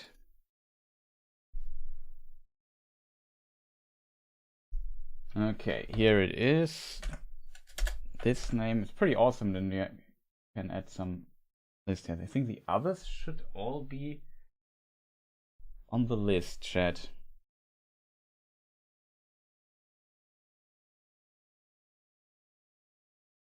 Too many names right now, so that's always a good sign when you have a lot of names to add on in your credits. I hope I did not forget anybody. But yeah, thank you so much for all the support I always get through these ways, by liking, subscribing, writing comments and stuff, being with me here, with me in the stream all the time. That is much, much appreciated. And I think that should be it, kind of.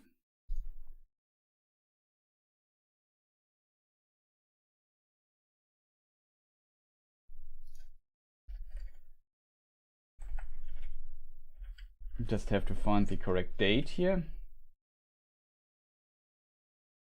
Then I export it really fast, and then we should have credits in a moment. So I hope that works.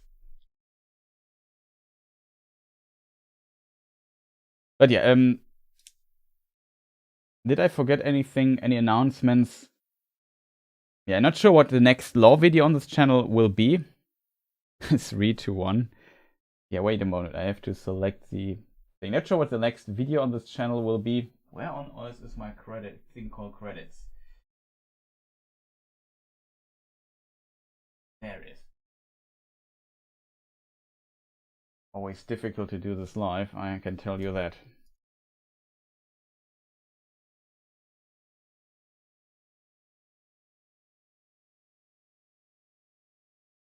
Let's hope it works. So yeah, shoutouts to all the supporters, to the artists in Chris time. Tushan, you understood the game, yeah? It's pretty awesome. Yeah, but shoutouts to all the artists. Next law video, as said, either it's a new episode or new part of Who is Elrond. We have 2 or 3 parts left, then Elrond will be completed, and then I do like a 9-hour or whatever it takes version out of it, with one addition. Like, there's one mistake I wanted to correct for the all-in-one version. It's a very short part in the second video about the Second Age. There's a small correction I need to do there. It's about the route of, the route of Isildur when he escapes Minas Ithil. He goes down the Anduin into the ocean and goes up to what is it called? Mithlond. And from there he goes to Anuminas, which makes no sense in my opinion. We also discussed this for a moment there. That's a small correction that needs to be done there.